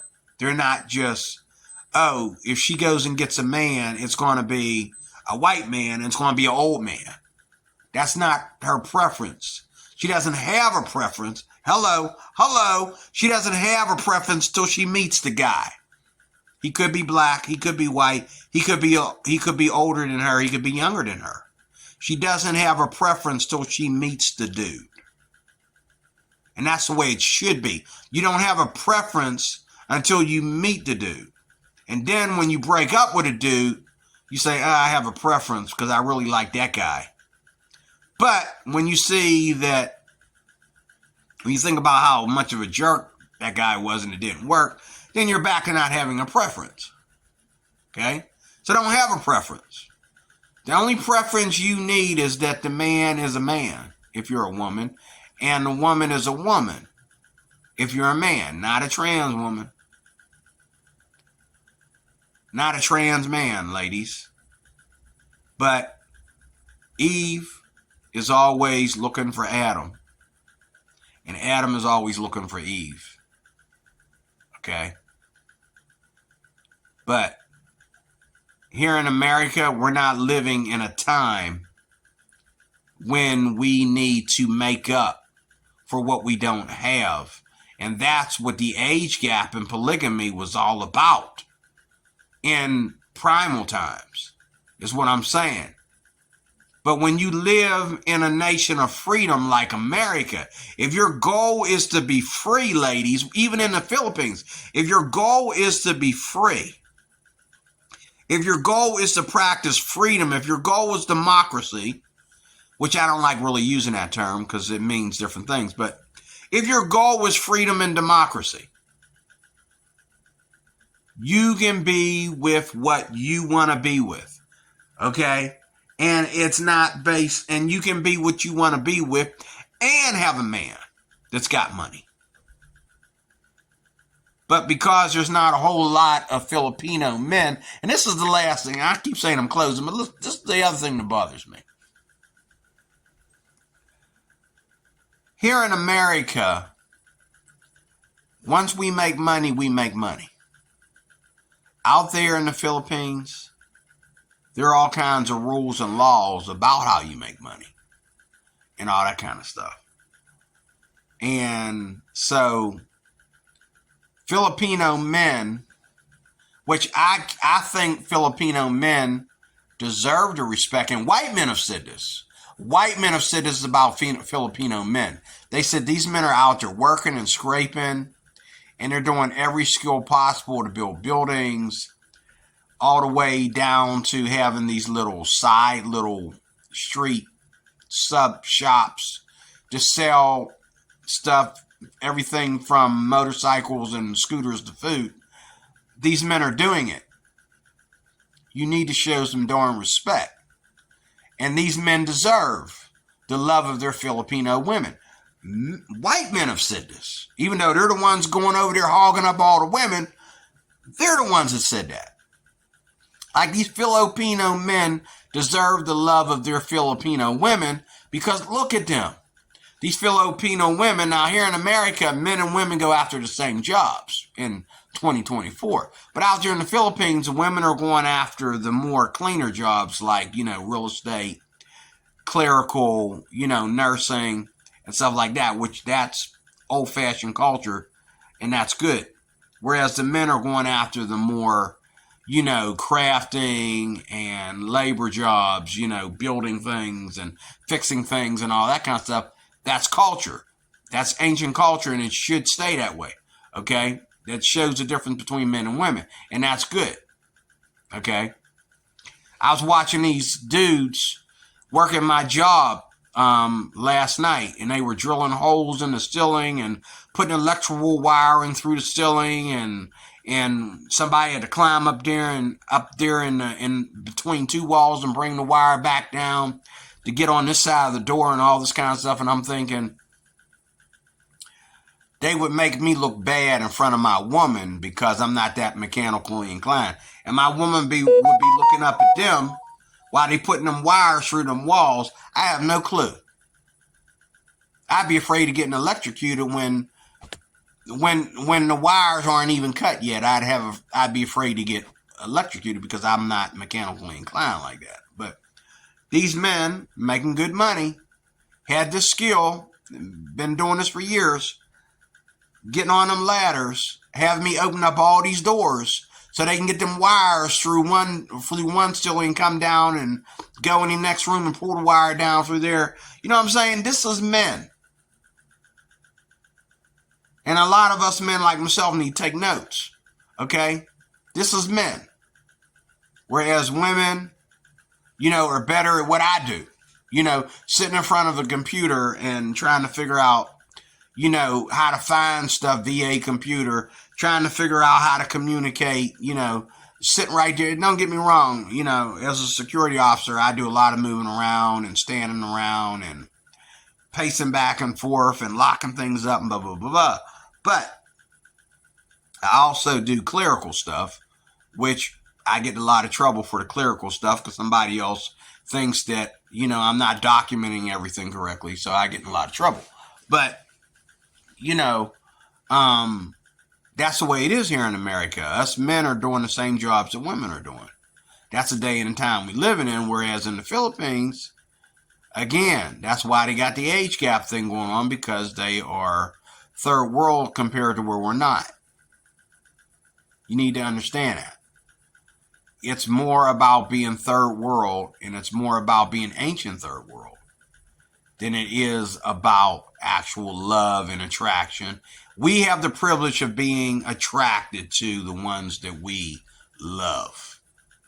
Whereas when you're living in a third world situation, you sacrifice those things. Those are little things to you compared to what we have. Like to me, I want my woman to love me.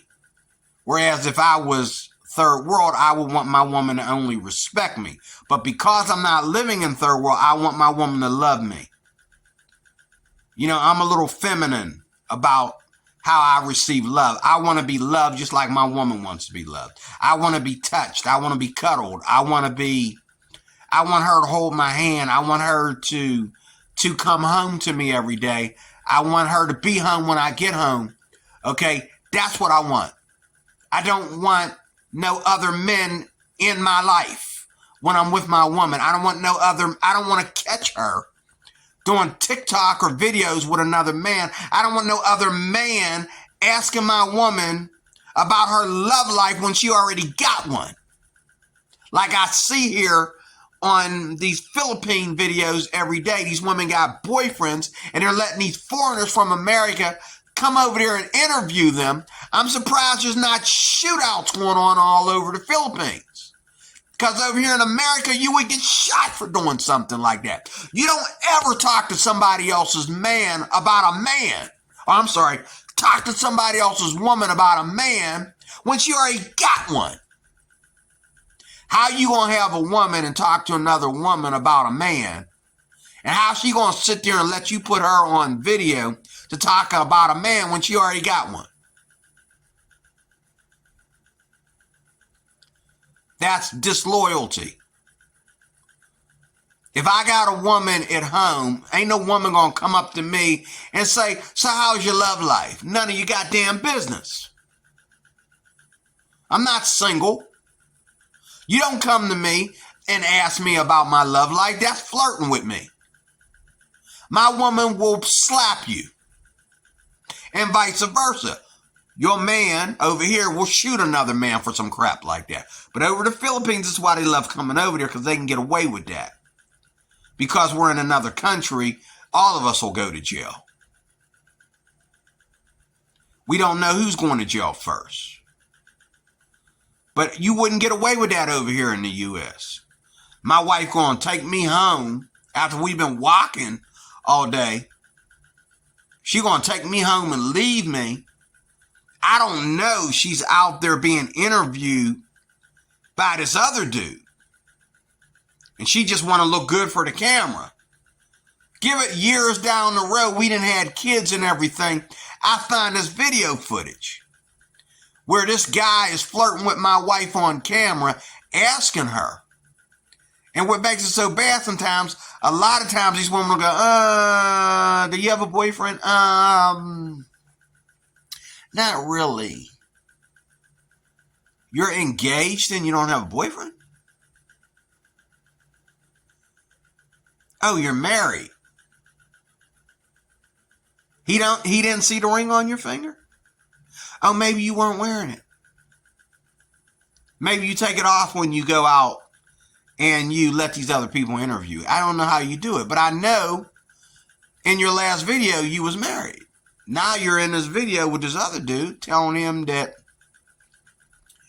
you're not.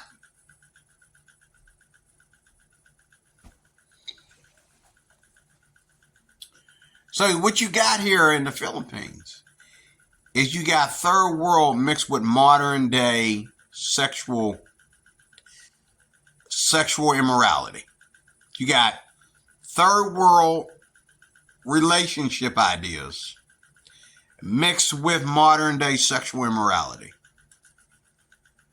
I'm not attracted to that. I don't want that in my life. I don't want that in my life. I feel that a woman that would hook up with me without being that kind of woman that is equal to me does not love me. She does not love me. I'm not looking for a trophy wife. I'm looking for a woman that loves me. A woman that feels she's my match. I don't mind dating a girl that's young enough to be my daughter if she's more mature than my daughters. If she's mature enough to be my daughter's stepmom.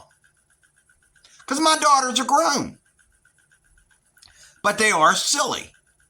Now, if I marry a woman that's around the age of my daughters, how do we separate her from, what is she going to do? Go out to Starbucks and spend all my money at Starbucks with my daughters? What's she going to do? Go out to the club with my daughters?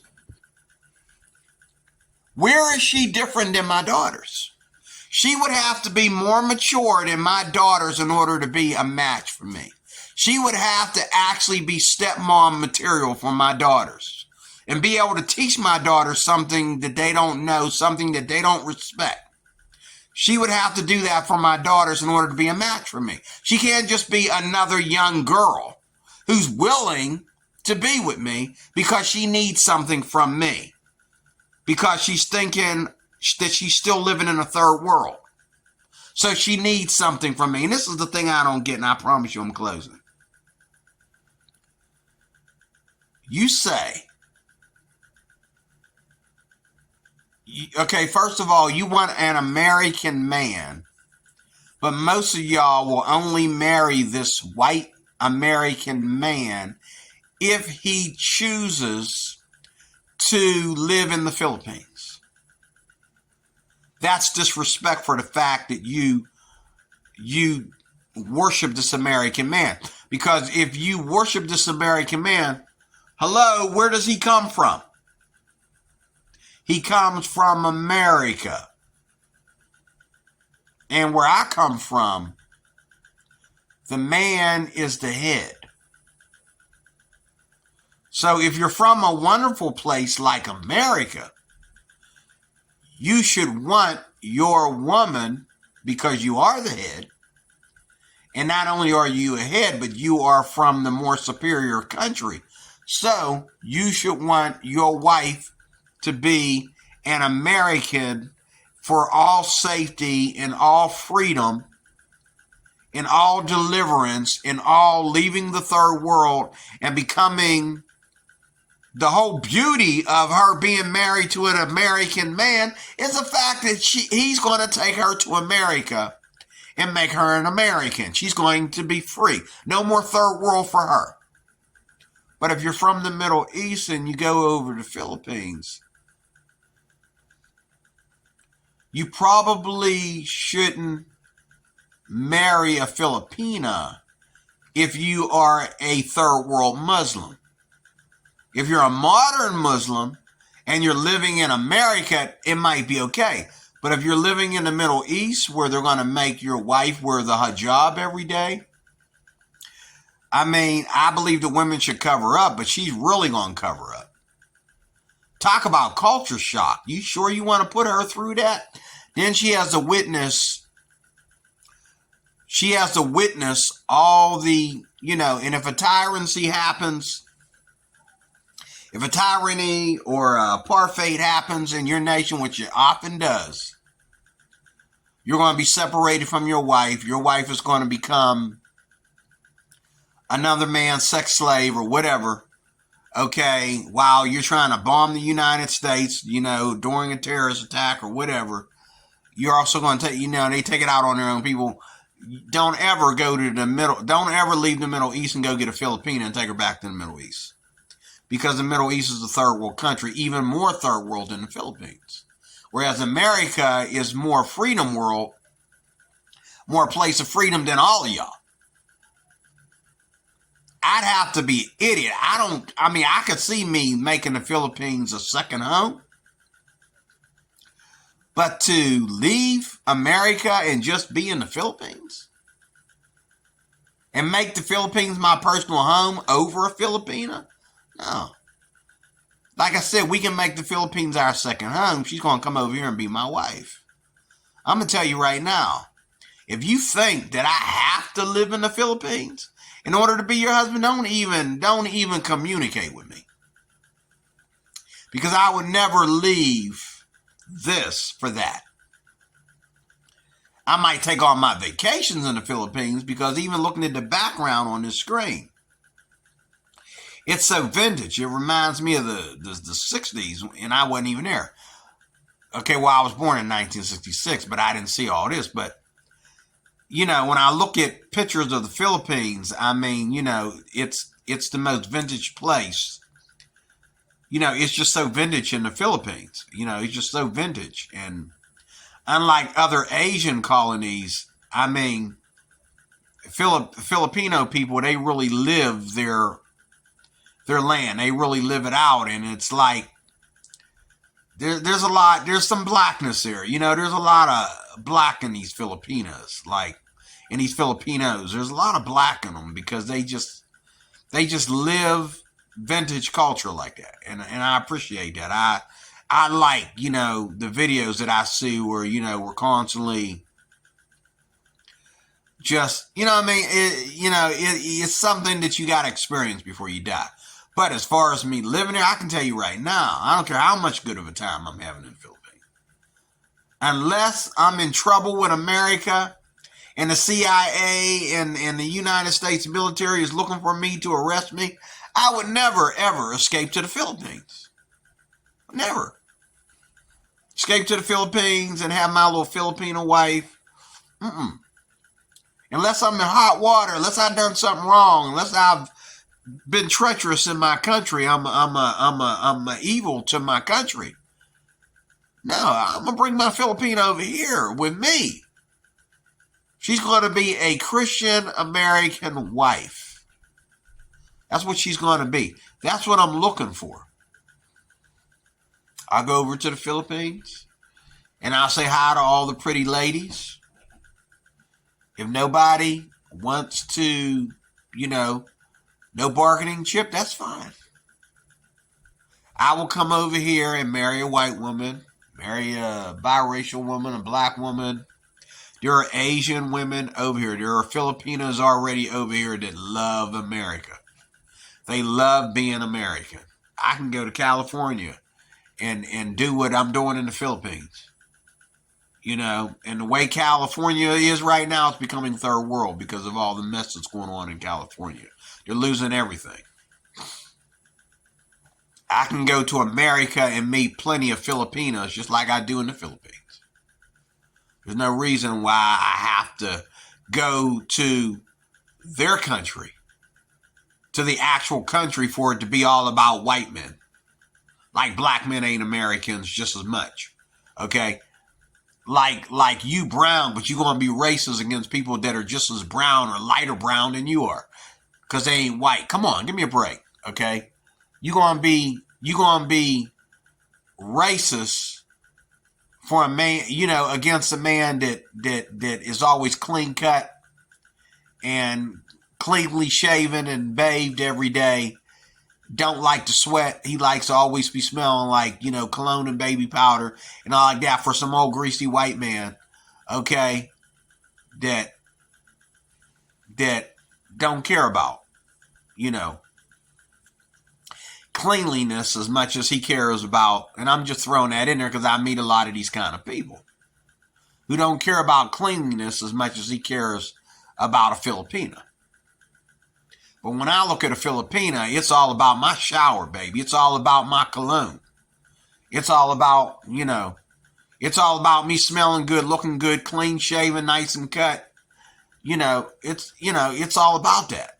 When I look at a beautiful woman, the first thing I want to do is go home and take a shower and get all cleaned up, put on my favorite cologne, my favorite clothes. I want to look good for her. I don't care if it's in the Philippines and they say, oh, you shouldn't be dressing to impress. I'm with my lady. Why shouldn't I dress to impress? But anyway, I think I said a lot. 2 hours and 23 minutes. I think that I got it all out. But I just want to say this one more time.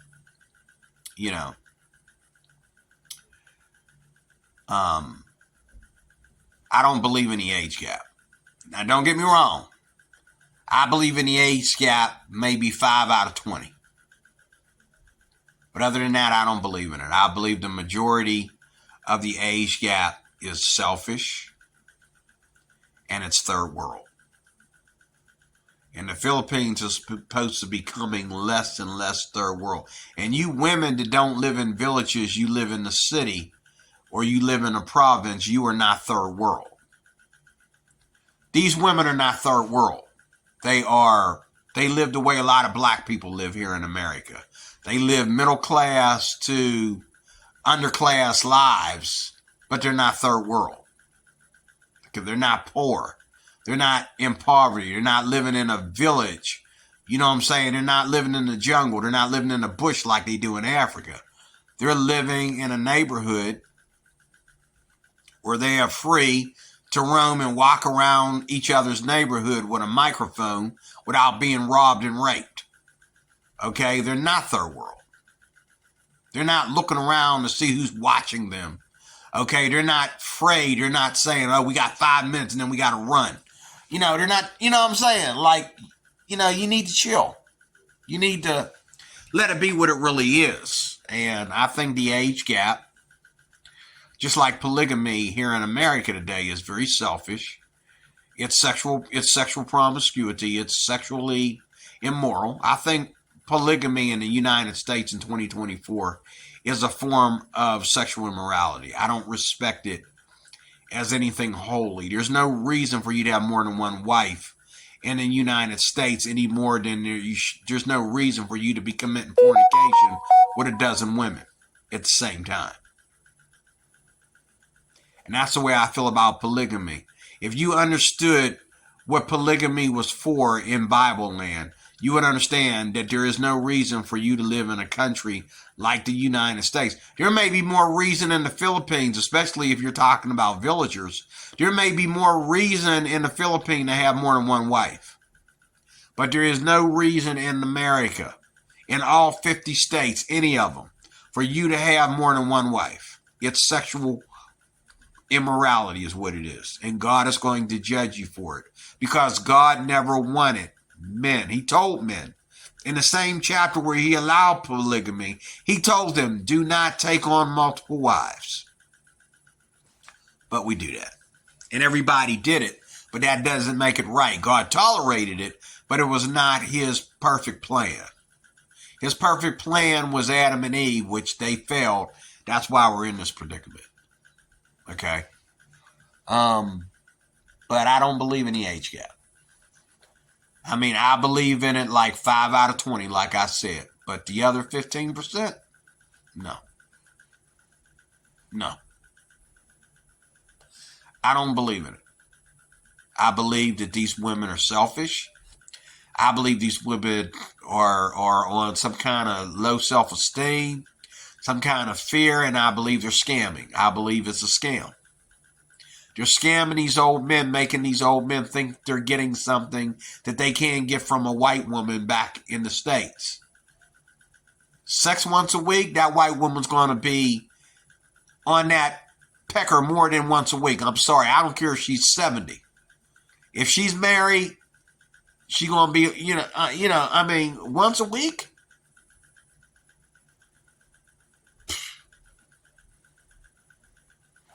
And that wasn't just one Filipino that said that.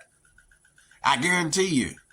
You get these Filipinos on there talking about, I just love me a black man. They're not having sex once a week. Whether this black man is old or young. You'll never hear a woman that's into black men bragging about having, well, she's not even bragging. She's like cautioning you that, oh no, I have to have sex once a week. And the guy looked at her like, I'm glad you're married a foreigner instead of me, because we going to do it more than once a week or we ain't doing it at all.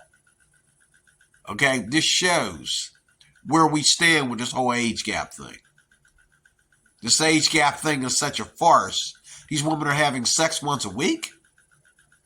Now here in America, even old men that are in the age gap thing are having sex twice a day. 5 days a week. Twice a day, 5 days a week.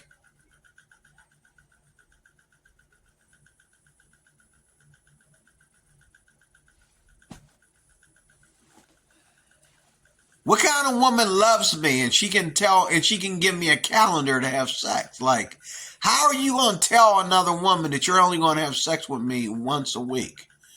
Obviously, her old age husband didn't hear her say that. This is the problem with you doing videos when you got a man at home. Your man should be right there when you do these videos. So he can look at you when you say, oh, once a week. It will take you once a week to get the hell out of my life. What do you mean once a week? I didn't marry you for once a week. Unless I'm sick. Unless I can only get it up once a week. But if I can get it up once a week, I can get it up 5 days a week. Come on. It shows where you stand when you say stuff like that. That's a big deal. Nobody in America can say that they have sex once a week unless you're talking about a one-night stand. Oh, you have a lover who has a wife and y'all see each other on the weekends, so, you're having sex once a week. You're gay and, you don't have a boyfriend. Okay, and you don't like, anal sex more than once a week because it's, because your lover has, okay, you may say some garbage like that. Yeah, I go clear across town to my other job, and I have a lover there, and we get together once a week. But married couples don't have sex once a week. I don't care if they're old or young, or in between, or gapping, or what. They don't have sex once a week. Okay? They may have a certain kind of sex once a week, like they may have anal sex once a week. They might even have oral sex once a week.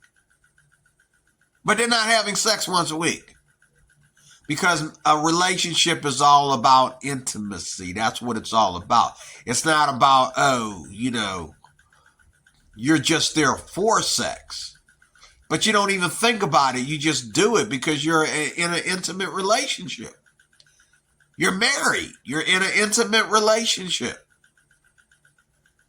You don't think about the fact that your husband is old when you are in a marriage relationship. You think about the fact that, whatever you got to do to help him get it up so that he can satisfy you. Okay? Or so that he can satisfy you enough at least for y'all to be together. Okay? But I think I said enough. God bless you. I am Delroy Cruz. I am your life applications officer. This will go on my business channel. Thank you. Talk to you later.